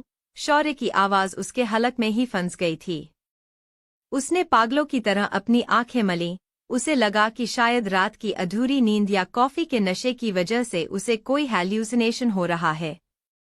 लेकिन नहीं, वह बिल्ली सोफे पर बैठी पूरी शान से अपनी पूंछ हिला रही थी और उसकी इंसानी जैसी गहरी आंखें सीधे शौर्य को घूर रही थीं। शौर्य पूरी तरह हैरान, स्तब्ध और खौफजदा था। वह कानून, लॉजिक और विज्ञान को मानने वाला लड़का था, जिसने अपनी पूरी जिंदगी में कभी इस तरह के अलौकिक या तांत्रिक दृश्यों की कल्पना भी नहीं की थी। वह समझ नहीं पा रहा था कि उसने जो देखा वह कोई जादू था, कोई भूतिया साया था, या फिर वह लड़की साक्षात कोई इच्छाधारी जीव थी। कमरे में छाए उस सन्नाटे के बीच शौर्य बस उस काली बिल्ली को देखता रहा, मानो उसने अपनी जिंदगी की सबसे खूबसूरत और सबसे डरावनी हकीकत को एक साथ छू लिया हो। उधर सिंघानिया सेफ हाउस के मुख्य पेंट हाउस में सुबह की पहली किरणें मखमली पर्दों को चीरती हुई फर्श पर बिखर चुकी थीं। पूरा कमरा इस वक्त एक अजीब सी खामोशी और गहरी, थका देने वाली ऊर्जा से भरा हुआ था। विशाल किंग साइज बेड पर रेशमी चादरों के बीच अवनी मल्होत्रा पड़ी हुई थी। वह पूरी तरह से होश खो चुकी थी। अद्विक के उस शक्तिशाली वैम्पायर सम्मोहन, उसके वशीकरण और सबसे बढ़कर पूरी रात चले उस तीव्र, आदिम और हिंसक शारीरिक संबंधों ने अवनी के नाजुक इंसानी शरीर को अपनी आखिरी सीमा तक निचोड़ दिया था। उसका पूरा जिस्म इस कदर थक चुका था कि वह एक गहरी, अचेतन बेहोशी की हालत में सो रही थी। उसके चेहरे पर बिखरे गीले बाल और उसकी मध्यम चलती सांसें इस बात का सबूत थी कि उसने इस रात की दीवानगी को बर्दाश्त करने के लिए अपने वजूद की हर एक बूंद लगा दी थी। अद्विक सिंघानिया बिस्तर के किनारे बैठा हुआ था। उसकी नग्न, कसरती पीठ पर अवनी के नाखूनों के कुछ तीखे निशान उभर आए थे, जो रात के उस चरम जुनून की कहानी बयां कर रहे थे। अद्विक की आंखें अब वापस अपने सामान्य गहरे काले रंग में आ चुकी थीं। वह धीरे से मुड़ा और उसने चादर को थोड़ा ऊपर उठाकर अवनी के पीले पड़ चुके, शांत चेहरे को देखा। उस क्रूर, बेपरवाह और पजेसिव डार्क किंग के चेहरे पर इस वक्त एक ऐसा भाव था जो दुनिया के किसी बिजनेस पार्टनर या दुश्मन ने कभी नहीं देखा था। वह एक गहरी, जुनूनी स्वीकारोक्ति थी। तुम सिर्फ एक जरिया नहीं हो, अवनी। अद्विक ने बहुत धीरे से अपनी उंगली अवनी के ठंडे गाल पर फेरी। उसकी आवाज में एक अजीब सा ठहराव था। शुरुआत में मुझे लगा था कि मैं तुम्हारी शक्तियों का इस्तेमाल अपने साम्राज्य को अमर बनाने के लिए करूंगा। लेकिन आज रात इस बिस्तर पर तुम्हारे इस मुकम्मल समर्पण ने मुझे यह मानने पर मजबूर कर दिया है कि तुम मेरी सबसे बड़ी कमजोरी हो। तुम मेरी डिजायर हो। एक ऐसी भूख जिसे मैं पूरी जिंदगी चखने के बाद भी कभी शांत नहीं कर पाऊंगा। अद्विक ने स्वीकार किया कि अवनी के प्रति उसका यह पागलपन सिर्फ कोई शारीरिक आवश्यकता या वैम्पायर खून की पुकार नहीं थी, बल्कि यह उसकी रूह का वह हिस्सा बन चुकी थी जिसे वह अब कभी खुद से अलग नहीं होने देगा। उसने आगे बढ़कर अवनी के माथे को चूमा और उसे अपनी बाहों के सुरक्षित घेरे में ले लिया, यह तय करते हुए कि अब इस डिजायर पर सिर्फ और सिर्फ उसका अधिकार रहेगा। हवेली के दूसरे विंग में सूरज की रोशनी जब सारा के कमरे की टूटी हुई चौखट को पार करती हुई बिस्तर तक पहुंची, तो सारा की पलकें धीरे से हिलीं। कमरे की हवा में अब भी उस डरावने, गाढ़े काले लिक्विड और परफ्यूम की महक घुली हुई थी। सारा ने जैसे ही करवट ली, उसका हाथ किसी की चौड़ी, गर्म छाती से टकराया। उसने झटके से अपनी आंखें खोलीं। उसके बिल्कुल पास कबीर सिंघानिया सो रहा था। कबीर का एक हाथ सारा की कमर पर पूरी तरह पजेसिव अधिकार से कसा हुआ था।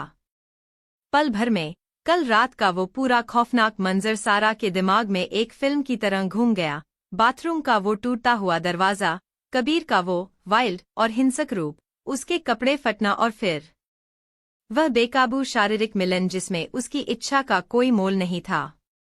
नहीं। सारा के गले से एक दबी हुई सिसकी निकली। उसकी आंखें आंसुओं से भर गई और वह चुपचाप, बिना कोई आवाज किए रोने लगी। उसका पूरा शरीर कल रात के उस शारीरिक दर्द और मानसिक आघात से कांप रहा था। वह अनाथ आश्रम की वो स्वाभिमानी लड़की थी जिसने हमेशा अपनी मर्यादा की रक्षा की थी, लेकिन आज सिंघानिया साम्राज्य के इस प्रिंस ने उसकी आत्मा तक को झकझोर कर रख दिया था। वह खुद को बेहद अपवित्र और कमजोर महसूस कर रही थी। वह चादर को अपने सीने से भींचकर बिस्तर के कोने में सिमटने की कोशिश करने लगी ताकि कबीर का स्पर्श उससे दूर हो सके। सारा की इस कपकपी और उसकी सिसकियों की आवाज ने कबीर की गहरी वैम्पायर नींद को तोड़ दिया। कबीर ने अपनी आंखें खोलीं। सुबह की रोशनी में जब उसने सारा को इस तरह टूटकर रोते हुए देखा, तो उसके भीतर का वह हिंसक, जुनूनी जानवर पल भर में शांत हो गया। कबीर धीरे से उठकर बैठा। उसने सारा के रोते हुए चेहरे को देखा और उसका दिल अजीब से पछतावे से भर गया। रात को उस जादुई जहर के असर में वह अपना आपा खो बैठा था, लेकिन अब वह पूरी तरह होश में था। सारा। कबीर ने बहुत ही कोमलता से अपना हाथ आगे बढ़ाया, लेकिन सारा और पीछे हट गई। दूर रहो मुझसे। मुझे मत छुओ। सारा ने रोते हुए चीखने की कोशिश की, लेकिन उसकी आवाज में सिर्फ बेपसी थी। शांत हो जाओ मेरी नीली परी, कबीर ने बेहद धीमी, गंभीर और भावुक आवाज में उसे संबोधित किया। यह वही नाम था जो उसने सारा के भीतर छिपी उस अलौकिक नीली जादुई रोशनी को देखकर उसके लिए चुना था। कबीर ने अपनी आंखें नीची कर लीं। मैं जानता हूं। कल रात मैंने जो कुछ भी किया वह पूरी तरह से गलत था। मैं उस जादुई ड्रग के नशे में अंधा हो चुका था और मैंने तुम्हारी मर्जी के खिलाफ तुम्हारी मर्यादा को ठेस पहुंचाई। कबीर ने एक गहरी सांस ली और सीधे सारा की रोती हुई आंखों में झांका। मैं तुमसे कल रात की उस पूरी घटना के लिए दिल से माफी मांगता हूं, सारा। मैं तुम्हें दर्द नहीं देना चाहता था, लेकिन मैं तुम्हें यह भी बताना चाहता हूं कि भले ही वह शुरुआत एक गलती थी, पर अब तुम इस प्रिंस के वजूद का हिस्सा बन चुकी हो। मैं अपनी इस जबरदस्ती की भरपाई करूंगा। कबीर की वह माफी सारा के आंसुओं को रोक नहीं सकी, लेकिन कबीर का उसे नीली परी कहना और उसकी आंखों में छपा वह सच्चा पछतावा इस बात का संकेत था कि उन दोनों के बीच का यह रिश्ता भले ही वासना और जबरदस्ती के नर्क से शुरू हुआ हो, लेकिन अब इसकी जड़ें सिंघानिया साम्राज्य के इतिहास को बदलने वाली थीं। सुबह का उजाला हो चुका था, पर इस हवेली के भीतर बंद जिंदगियों की तकदीर अब हमेशा के लिए बदल चुकी थी। कमरे में बिखरी भोर की मध्यम रोशनी अब और तीखी हो चुकी थी। कबीर की आंखों में पछतावे का वो गहरा समंदर देखकर सारा का रोना कुछ पल के लिए थम गया, लेकिन उसकी आंखों में छिपी नफरत और बेबसी कम नहीं हुई थी। उसने अपने कांपते हाथों से चादर को और कसकर अपने जिस्म से लपेट लिया। माफी, सारा ने एक कड़वी, तीखी हंसी हंसते हुए कबीर की तरफ देखा। सिंघानिया साम्राज्य का प्रिंस आज एक मामूली अनाथ लड़की से अपनी हैवानियत के लिए माफी मांग रहा है।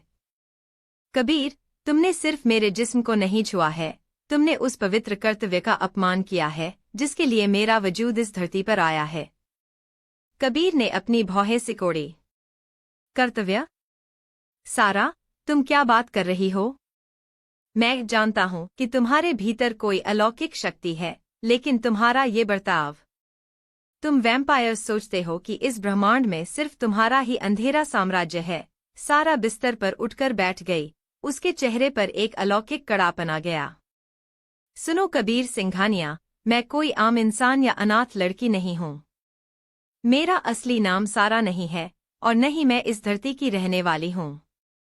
मुझे इस पृथ्वी से बहुत दूर पिलॉक नाम के एक अत्यंत गुप्त और पवित्र अलौकिक लोक से यहाँ भेजा गया था। यह सुनकर कबीर के पैरों तले जमीन खिसक गई। पिलॉक लोक, सिंघानिया साम्राज्य के प्राचीन ग्रंथों में इस लोक का जिक्र एक ऐसे रहस्यमय क्षेत्र के रूप में था जहां परम पवित्र और रक्षक शक्तियां निवास करती थीं। पिलॉक से? लेकिन क्यों? कबीर ने विस्मय से पूछा। कायू की रक्षा के लिए। सारा की आंखों में एक अजीब सा गौरव और चिंता एक साथ तैर उठी। कायू? यानी जिसे तुम सब अवनी कहते हो। अवनी का असली और पवित्र नाम कायू है। मुझे हमारे कबीले और गुरुदेव द्वारा पिलॉक से विशेष रूप से इसी मिशन पर पृथ्वी पर भेजा गया था कि मैं हर हाल में कायू की ढाल बनूं और उसकी रक्षा करूं। अनाथ आश्रम में मेरा और उसका मिलना कोई इत्तेफाक नहीं था, वह नियति थी। कबीर सारा के इस रूप को देखकर पूरी तरह स्तब्ध था। वह समझ गया था कि कल रात जो जादुई ऊर्जा सारा के शरीर से टकराई थी, वह कोई साधारण जादू नहीं था, बल्कि पिलॉक लोक की दिव्य रक्षक शक्ति थी। तो अवनी वास्तव में कायू है? कबीर ने गहरी आवाज में पूछा। लेकिन सारा, वह कौन है? मेरे भाई अद्विक ने कहा कि वह हमारे साम्राज्य को अमर बनाने की चाबी है। क्या तुम जानती हो कि उसका वास्तविक वजूद क्या है? सारा ने अपना सिर धीरे से झटका और उसकी आंखों में एक अजीब सा खालीपन उभर आया। मैं नहीं जानती, कबीर। यही इस मिशन का सबसे बड़ा रहस्य है। मुझे पिलॉक से सिर्फ इतना आदेश देकर भेजा गया था कि कायू के भीतर एक ऐसी अनंत और दिव्य शक्ति का स्रोत है जो इस पूरी सृष्टि का संतुलन बदल सकती है। मैं अपनी शक्तियों का उपयोग करके हमेशा कायू को प्रोटेक्ट कर रही हूँ। उसके चारों तरफ एक अदृश्य सुरक्षा घेरा बनाकर रखती हूँ ताकि कोई दुष्ट शक्ति उसकी ऊर्जा को भांप न सके। लेकिन वह वास्तव में कौन है? उसकी शक्तियों का अंतिम सत्य क्या है? यह बात आज तक मुझे भी नहीं पता। सारा ने एक गहरी सांस ली। लेकिन कल दोपहर जब वह अद्विक सिंघानिया के सामने आए तो मेरा वह सुरक्षा कवच टूट गया। अद्विक की पजेसिव और क्रूर वैम्पायर ऊर्जा ने कायू के भीतर के उस सोए हुए ज्वालामुखी को झकझोर दिया है और मैं उसे बचाने में नाकाम रही। कबीर सारा की बात सुनकर कुछ सोचने के लिए आगे बढ़ा, लेकिन सारा का गुस्सा एक बार फिर भड़क उठा। कल रात की उस जबरदस्ती की याद उसके जहन में दोबारा ताज़ा हो गई। अब मुझसे दूर रहो कबीर, सारा ने चिल्लाकर कहा। तुमने और तुम्हारे भाई ने मिलकर हमारे इस पवित्र मिशन को नर्क बना दिया है।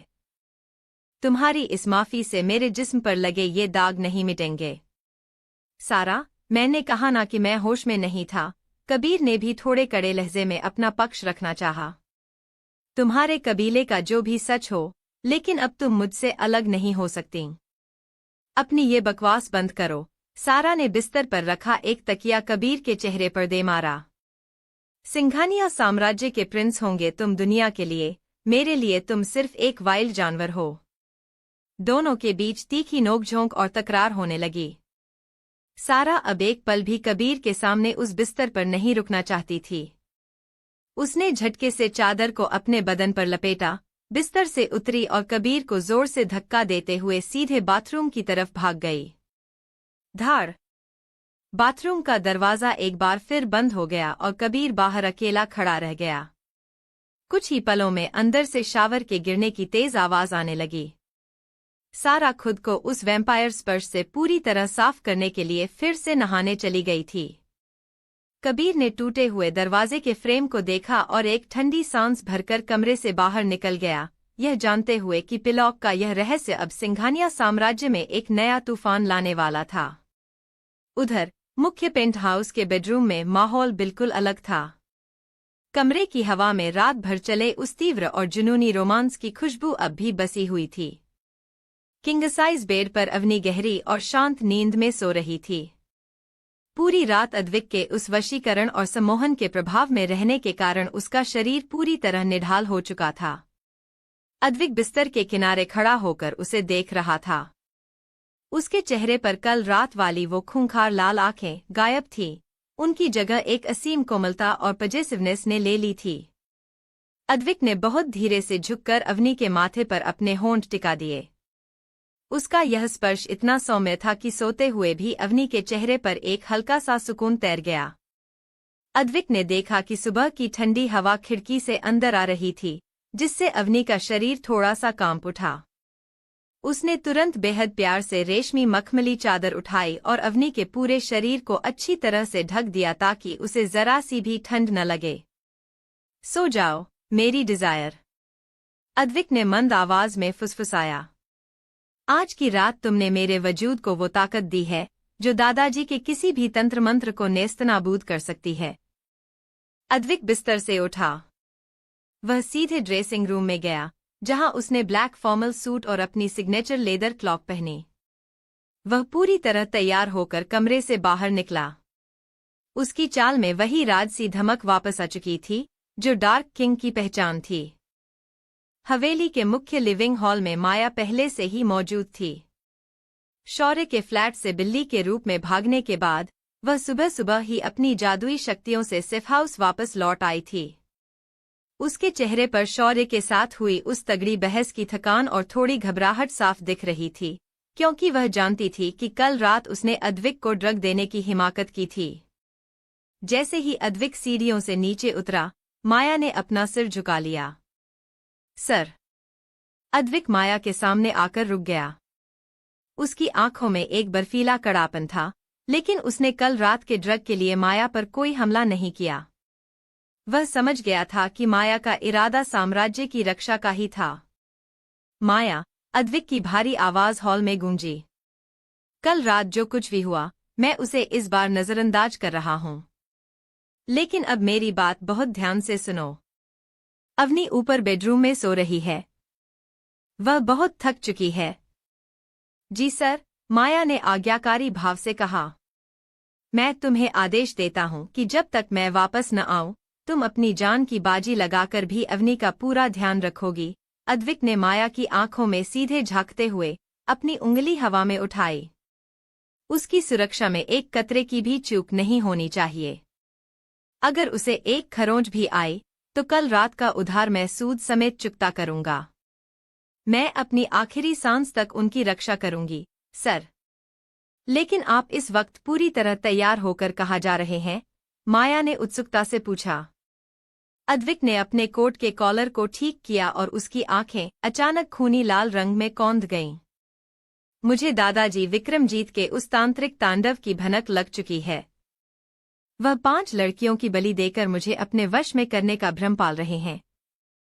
मुझे इस वक्त कालीनगर जाना होगा। कालीनगर, वह प्राचीन, डरावना और शापित इलाका था जहां सिंघानिया वंश का पुराना तांत्रिक महल स्थित था और जहां दादाजी अपनी काली शक्तियों का केंद्र बनाए बैठे थे। कालीनगर? लेकिन सर, वहां जाना इस वक्त खतरे से खाली नहीं है। दादाजी का तंत्र मंत्र अपने चरम पर है, माया ने घबराकर कहा। डार्क किंग को किसी के तंत्र से डर नहीं लगता, माया, अद्विक ने एक क्रूर मुस्कान के साथ कहा। यह वक्त दादाजी को यह याद दिलाने का है कि सिंघानिया साम्राज्य की गद्दी पर कौन बैठता है। अवनी को संभालो, मैं कालीनगर की उस काली रात का अंत करके ही लौटूंगा। अद्विक एक साए की रफ्तार से हवेली के मुख्य दरवाजे से बाहर निकल गया, जहां उसकी बख्तरबंद ब्लैक कार उसका इंतजार कर रही थी। कहानी का यह मोड़ अब एक ऐसे महायुद्ध की तरफ बढ़ रहा था, जहां एक तरफ पिलौक लोक का रहस्य था, तो दूसरी तरफ कालीनगर के तांत्रिक अंधेरे को चीरने के लिए डार्क किंग खुद निकल चुका था। अद्विक सिंघानिया के सेफ हाउस से निकलते ही हवेली के मुख्य हॉल में एक अजीब सा सन्नाटा पसर गया था। उसकी बख्तरबंद गाड़ी की गड़गड़ाहट जैसे ही दूर हुई, माया वहीं सोफे के पास खड़ी रह गई। उसका चेहरा अत्यधिक चिंता और घबराहट से पीला पड़ चुका था। वह खिड़की के बाहर फैले उस धुंधले आसमान को देख रही थी, जो कालीनगर की तरफ से आने वाली तामसिक ऊर्जा के कारण और भी गहरा और डरावना लग रहा था। कालीनगर, माया ने अपने कांपते होठों से बुदबुदाया। वह जानती थी कि दादाजी विक्रमजीत ने जो 5 लड़कियों की रक्त बलि दी है, वह कोई साधारण अनुष्ठान नहीं था। वह कालचक्र तंत्र था, जो शक्तिशाली से शक्तिशाली वैम्पायर के मस्तिष्क की नसों को अपने वश में कर सकता था। अद्विक भले ही कितना भी शक्तिशाली हो, लेकिन उस तांत्रिक गढ़ में अकेले जाना साक्षात यमराज के मुंह में हाथ डालने जैसा था। एक रक्षक और तांत्रिक होने के नाते माया का पहला कर्तव्य इस वक्त अद्विक के साथ कालीनगर जाना और उसकी शक्तियों को ढाल प्रदान करना था। लेकिन मैं नहीं जा सकती। माया ने अपने सिर को अपनी हथेलियों में भींच लिया। उसकी सबसे बड़ी चिंता यह थी कि अद्विक ने उसे सीधे शब्दों में अवनी, कायु की रक्षा करने का कड़ा आदेश दिया था। वह अवनी को इस हालत में अकेला छोड़कर अद्विक के पीछे कालीनगर की उस खूनी धरती पर नहीं जा सकती थी। यदि वह जाती, तो अद्विक के आदेश की अवहेलना होती और यहाँ अवनी पर कोई भी संकट आ सकता था, और यदि वह यहाँ रुकती, तो उसका राजा वहाँ अकेला पड़ जाता। इस धर्म संकट ने माया के दिमाग को पूरी तरह सुन्न कर दिया था। माया। तभी हॉल के ऊपरी विंग की सीढ़ियों से एक बेहद कड़क, हिंसक और गुस्से से भरी आवाज गूंजी। माया ने चौंक कर ऊपर देखा। कबीर सिंघानिया सीढ़ियों से नीचे उतर रहा था। उसके बाल बिखरे हुए थे, उसकी आंखों में लाल लकीरें तैर रही थीं और उसके पूरे वजूद से एक अजीब सा हिंसक ओरा फूट रहा था। कल रात सारा के साथ हुए उस वाइल्ड और जुनूनी शारीरिक मिलन के बाद कबीर का मानसिक संतुलन इस वक्त हिला हुआ था। वह सीधे माया के सामने आकर रुका। कबीर सर, आप। माया ने संभलने की कोशिश की। अपनी ये मासूमियत की एक्टिंग बंद करो, माया। कबीर ने दहाड़ते हुए माया के दोनों कंधों को अपनी फौलादी उंगलियों से दबोच लिया और उसे जोर से पीछे सोफे की तरफ धकेल दिया। कल रात मेरे और सारा के बीच जो कुछ भी हुआ, वह कोई सामान्य आकर्षण नहीं था। मेरे भीतर का जानवर उस कदर बेकाबू कभी नहीं हुआ था। तुमने तुमने हमारे पानी में सिर्फ वो जादुई काला पाउडर ही नहीं मिलाया था, बल्कि तुमने हमें लव पोशन भी दिया था ना? जवाब दो मुझे। कबीर का गुस्सा 7वें आसमान पर था। उसे पूरी तरह शक हो चुका था कि माया ने अपनी प्राचीन तांत्रिक विद्याओं का इस्तेमाल करके उन दोनों भाइयों की भावनाओं और वासनाओं के साथ खिलवाड़ किया था। माया ने सोफे पर गिरते ही अपने कंधों को सहलाया। कबीर के इस सीधे और तीखे आरोप ने उसे कुछ पल के लिए शांत कर दिया, लेकिन फिर उसके चेहरे पर सिंघानिया वंश की मुख्य रक्षक वाली दृढ़ता वापस आ गई। वह उठकर खड़ी हुई और उसने सीधे कबीर की लाल आंखों में झांका। हाँ, कबीर सर, मैंने आप दोनों को मोही द्रव दिया था। माया ने बिना किसी झिझक के यह सच स्वीकार कर लिया। तुम्हारी हिम्मत कैसे हुई, माया? कबीर ने अपनी मुट्ठी भींची। उसके नुकीले वैम्पायर दांत बाहर आने को हुए। मेरी बात सुनिए, कबीर सर। गुस्सा करने से पहले उस सच को जानिए जो दादाजी विक्रमजीत हमसे छिपा रहे हैं। माया ने अपनी आवाज को धीमा लेकिन बेहद गंभीर करते हुए कहा। दादाजी आप दोनों भाइयों को कमजोर करके इस साम्राज्य को अपने हाथ में लेना चाहते हैं। वे जानते थे कि अवनी और सारा के भीतर कोई प्राचीन अलौकिक शक्ति है। अगर आप दोनों उन लड़कियों के करीब नहीं जाते, तो दादाजी उन दोनों को मारकर उनकी शक्तियों को सोख लेते और फिर आप दोनों को हमेशा के लिए अपना गुलाम बना लेते। कबीर ने चौंक कर माया की तरफ देखा। उसका गुस्सा धीरे धीरे विस्मय में बदलने लगा। मुझे अद्विक सर और आपके भीतर के उस सोए हुए वैम्पायर जुनून को जगाना ही था, माया ने खुलासा करते हुए आगे कहा। अद्विक सर को भी वह मोही द्रव दिया गया था। उसी द्रव के असर के कारण कल रात अद्विक सर का अवनी के प्रति वो पजेसिव और तीव्र सम्मोहन जागा। उस मोही द्रव ने ही अवनी और अद्विक सर के बीच उस गहरे शारीरिक और आत्मिक संबंध को मुकम्मल किया। वह कोई साधारण वासना नहीं थी, कबीर सर। उस मोही द्रव के कारण अवनी के जिस्म और उसकी रूह की जो ऊर्जा अद्विक सर के भीतर समाई है, उसी ऊर्जा की ढाल ने आज सुबह दादाजी के उस कालचक्र तांत्रिक प्रहार को अद्विक सर के दिमाग पर हावी होने से रोक दिया। अगर कल रात वह संबंध नहीं बनता, तो आज अद्विक सर काली नगर जाने के बजाय दादाजी के सामने घुटनों के बल बैठे होते। माया की यह बात सुनकर कबीर के दिमाग में जैसे एक जबरदस्त धमाका हुआ। उसे अब समझ आया कि कल रात क्यों उसका अपना शरीर भी सारा की तरफ उस कदर हिंसक और बेकाबू रूप से आकर्षित हुआ था। मोही द्रव ने उनके भीतर के प्राचीन वैम्पायर राजाओं की उस भूख को जगा दिया था जो सदियों से सोई हुई थी। कबीर ने एक लंबी सांस ली और सोफे के हैंडल पर बैठ गया। उसके चेहरे का गुस्सा अब गायब हो चुका था। उसकी जगह एक गहरी और गंभीर स्वीकारोक्ति ने ले ली थी। तो भाई को बचाने का यही एक रास्ता था, कबीर ने मध्यम आवाज में कहा। फिर उसने अपने सिर को ऊपर उठाया और माया की तरफ देखा। लेकिन माया, तुम सोचती हो कि कल रात जो कुछ हुआ, वह सिर्फ तुम्हारे उस मोही द्रव के कारण हुआ? तुम गलत हो। माया ने अपनी भौहें सिकोड़ी। क्या मतलब, सर? मुझे पहले से ही पता था कि सारा कोई साधारण अनाथ लड़की नहीं है। कबीर के होठों पर एक बहुत हल्की, रहस्यमयी मुस्कान उभर आई, जिसमें एक अजीब सा दर्द छिपा था।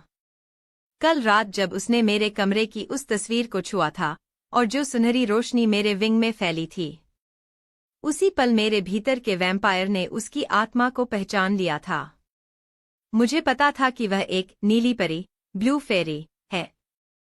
मुझे पता था कि उसका संबंध इस धरती से नहीं, बल्कि किसी अत्यंत पवित्र और अलौकिक लोक से है। तुम्हारा मोही द्रव तो बस एक जरिया बना, माया। लेकिन मेरे दिल और मेरे जिस्म ने सारा को अपनी नीली परी के रूप में बहुत पहले ही स्वीकार कर लिया था। भले ही हमारी शुरुआत जबरदस्ती से हुई हो, लेकिन वह अब मेरी है। तुम्हारी? तभी हॉल के प्रवेश द्वार के पास से एक बेहद तीखी, ठंडी और नफरत से भरी आवाज गूंजी। कबीर और माया दोनों ने झटके से मुड़कर देखा। वहां सारा मेहरा खड़ी थी। वह बाथरूम में फिर से नहाने के बाद अपने बिखरे हुए गीले बालों के साथ नीचे आई थी। उसने हवेली की ही एक साधारण मैरून रंग की साड़ी पहन रखी थी, जो उसकी उस पवित्र, दिव्य आभा को और भी निखार रही थी। लेकिन उसकी आंखों में इस वक्त केवल और केवल आग सुलग रही थी।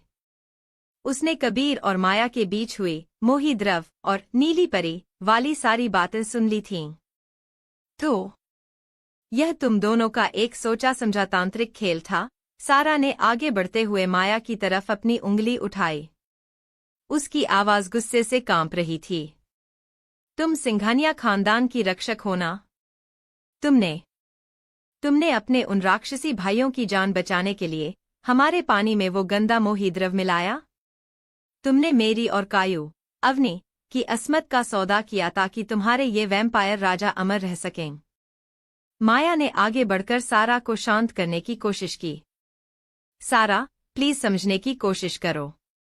हमारा इरादा तुम्हारी अस्मत को ठेस पहुंचाना नहीं था। अपनी जुबान बंद रखो, माया, सारा ने चिल्लाते हुए माया का हाथ झटक दिया। दोनों लड़कियों के बीच तीखी कहासुनी और नोकझोंक, हीटेड आर्ग्यूमेंट, शुरू हो गई। तुमने पिलॉक लोक के उस पवित्र मिशन का मजाक बना दिया। कायू की रक्षा करने आई थी मैं यहाँ, और तुमने अपनी तांत्रिक साजिशों से उसे उस अद्विक सिंघानिया के बिस्तर का गुलाम बना दिया। तुम जैसी औरतें सिर्फ अपने मालिकों की हवस और उनकी ताकतों की गुलामी करना जानती हैं। मर्यादा में रहकर बात करो, सारा। माया का अपना तांत्रिक स्वाभिमान भी इस बार जाग गया था। अगर कल रात वह सब नहीं होता तो तुम दोनों आज जिंदा भी नहीं होती। दादाजी विक्रमजीत तुम दोनों की बोटी बोटी काटकर खा चुके होते। मैंने तुम दोनों की जान बचाई है।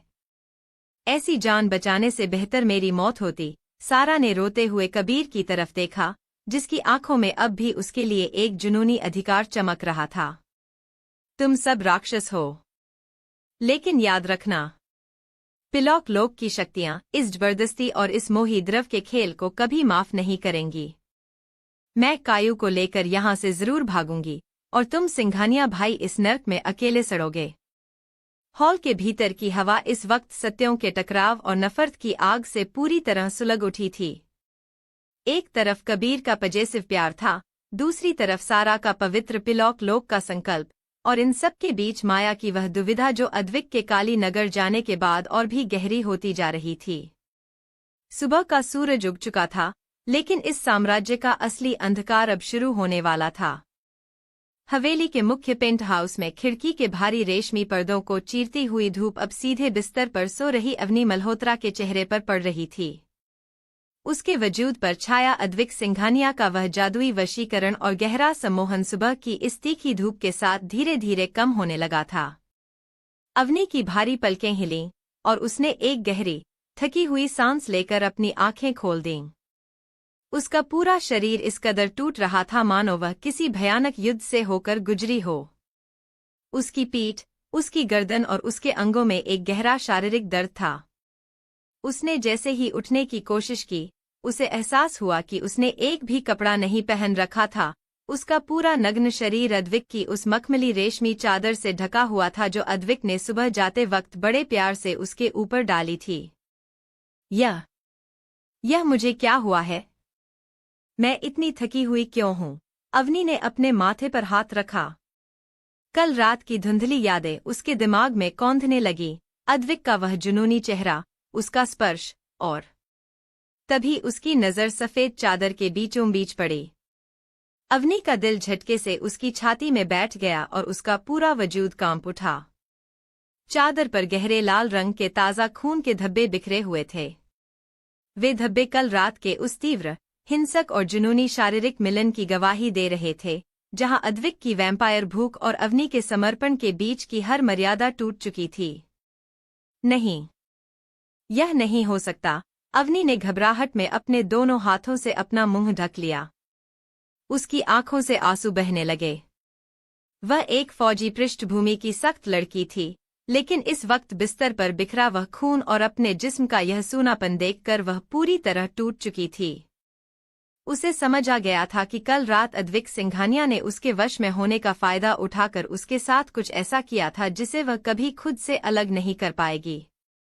वह जल्दी से उठी, चादर को अपने बदन पर लपेटा और अपनी इस बदहाली को छुपाने के रास्ते ढूंढने लगी। इसी घबराहट के बीच कमरे का दरवाजा धीरे से खुला। अवनी ने चौंक कर देखा। कबीर सिंघानिया कमरे के भीतर दाखिल हो रहा था। नीचे हॉल में सारा और माया के साथ हुई उस तीखी नोकझोंक के बाद कबीर यह जानने के लिए ऊपर आया था कि क्या अवनी, कायू, पूरी तरह सुरक्षित है। कबीर जानता था कि कल रात अद्विक और अवनी के बीच मोही द्रव के कारण क्या हुआ था, और एक वैम्पायर होने के नाते वह कमरे की हवा में फैले उस ताज़ा इंसानी खून की खुशबू को साफ भांप सकता था। कबीर बिस्तर के पास आया। उसकी नज़र भी चादर पर लगे उन खून के धब्बों पर पड़ी। उसने अवनी के पीले पड़ चुके चेहरे और उसकी रोती हुई आंखों को देखा। कायू, यानी अवनी, कबीर ने अपनी आवाज को बेहद धीमा और गंभीर करते हुए पूछा। मैं जानता हूं कि कल रात भाई ने तुम्हारे साथ क्या किया है, लेकिन मुझे एक बात समझ नहीं आ रही। तुम्हारे जिस्म से इतना खून बहा है और भाई का वैम्पायर स्पर्श बहुत हिंसक होता है। तुम्हें इस वक्त असहनीय दर्द होना चाहिए था, लेकिन तुम्हारे चेहरे पर उस स्तर का अलौकिक दर्द क्यों नहीं दिख रहा? क्या तुम्हें दर्द क्यों नहीं हो रहा?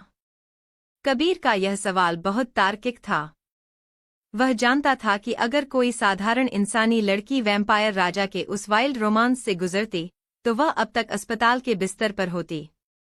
लेकिन अवनी वास्तव में पिलॉक लोक की दिव्य कन्या कायू थी, जिसके भीतर की गुप्त शक्तियों ने रात भर में ही उसके अंदरूनी जख्मों को भरना शुरू कर दिया था।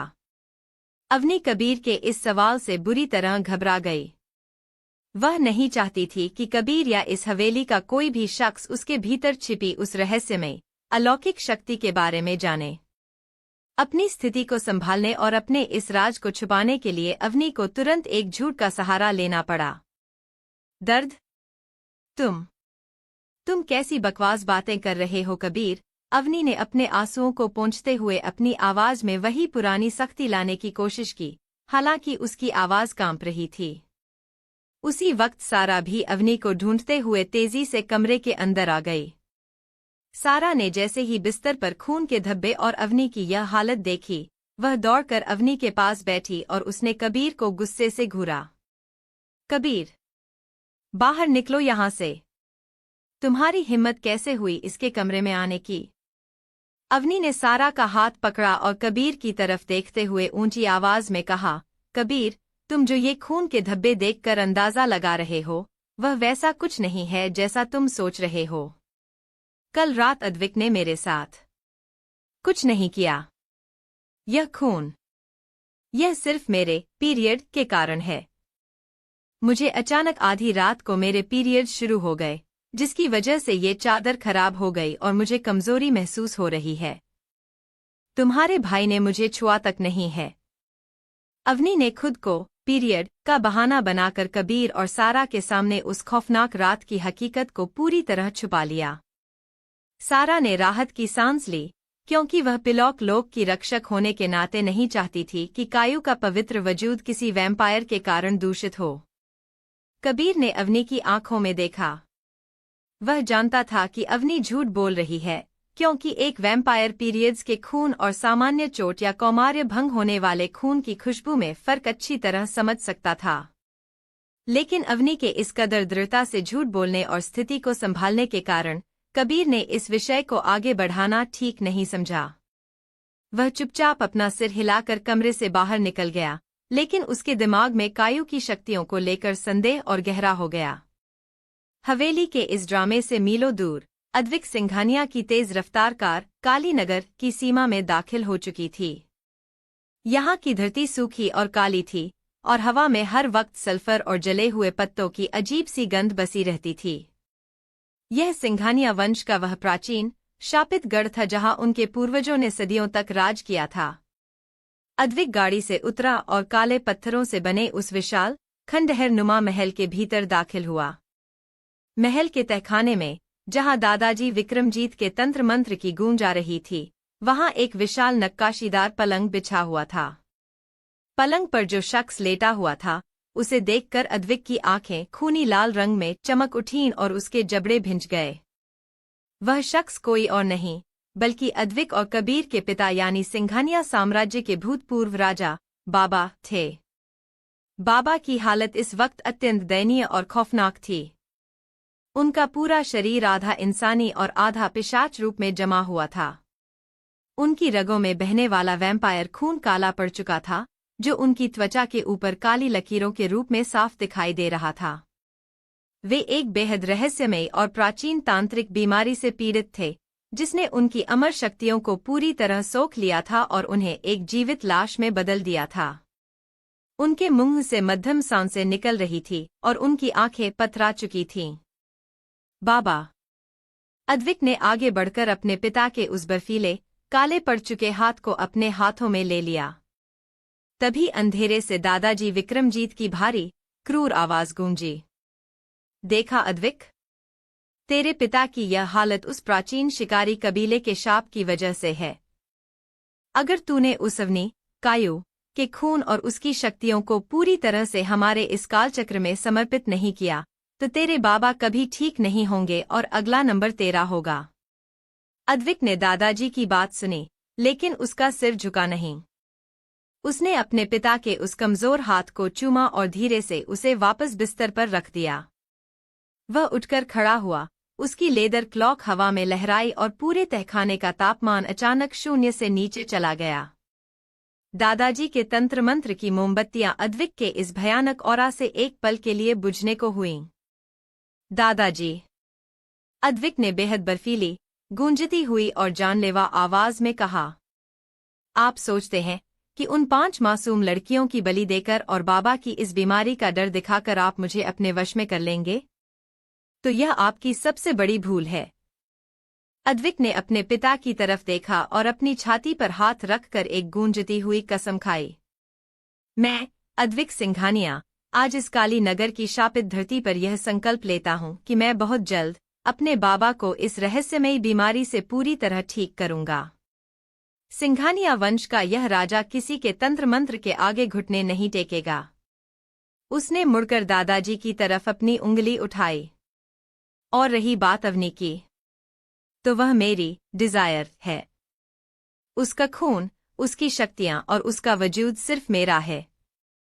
मैं बाबा को ठीक करने के लिए कोई और रास्ता ढूंढूंगा, लेकिन अगर आपने या आपके इस काली नगर के तांत्रिकों ने अवनी की तरफ आंख उठाकर भी देखा, तो मैं इस पूरे गढ़ को मलबे में तब्दील कर दूंगा। अद्विक का यह संकल्प और बाबा की इस रहस्यमयी बीमारी का खुलासा अब कहानी को एक ऐसे मोड़ पर ले आया था जहां पारिवारिक साजिशें, पिलौक लोक का रहस्य और काली नगर का यह खूनी खेल एक महाविनाशकारी युद्ध का रूप लेने वाला था। अद्विक अपने पिता को बचाने के लिए किसी भी हद तक जाने को तैयार था, लेकिन अवनी की कीमत पर नहीं।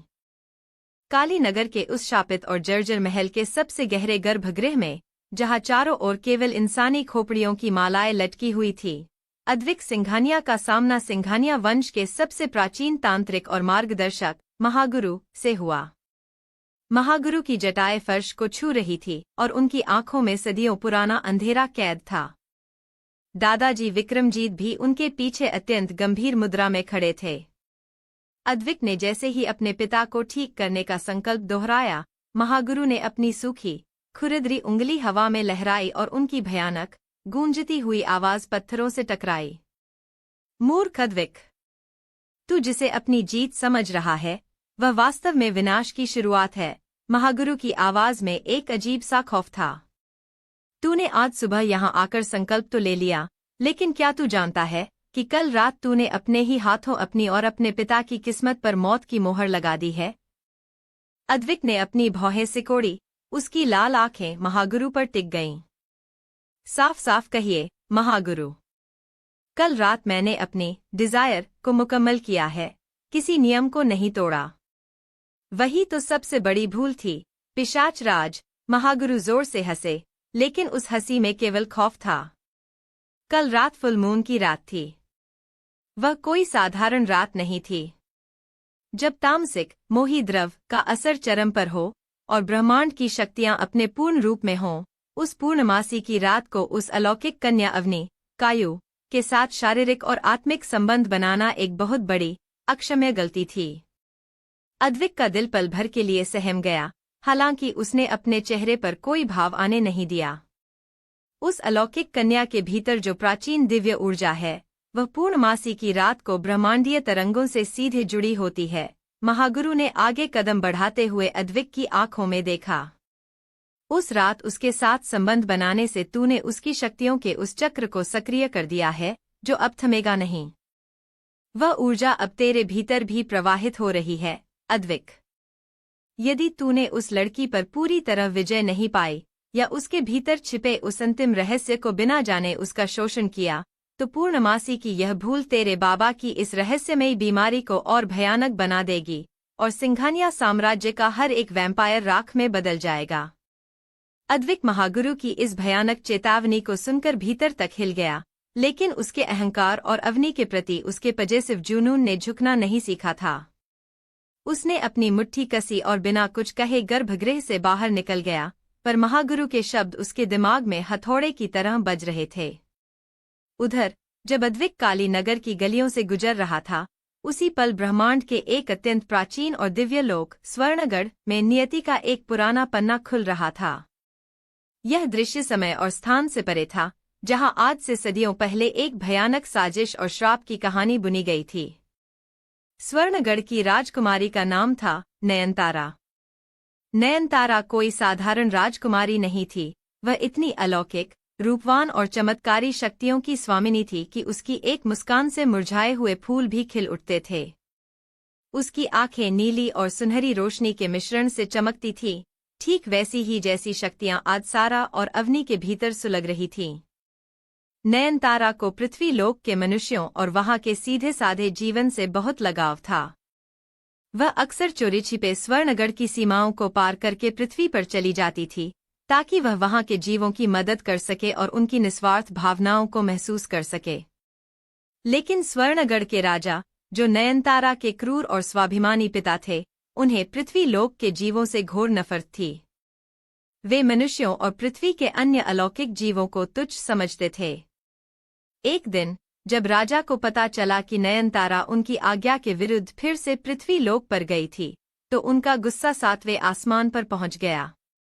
नयनतारा, तूने स्वर्णगढ़ के शाही खून और हमारी दिव्य मर्यादा को उस तुच्छ पृथ्वी लोक की धूल में मिला दिया। राजा ने अपने विशाल दरबार में दहाड़ते हुए अपनी जादुई राजदंड हवा में लहराई। राजकुमारी नयनतारा ने अपने पिता के सामने घुटने टेक दिए, उसकी आंखों में आंसू थे। पिताजी, पृथ्वी लोक के जीव बुरे नहीं हैं।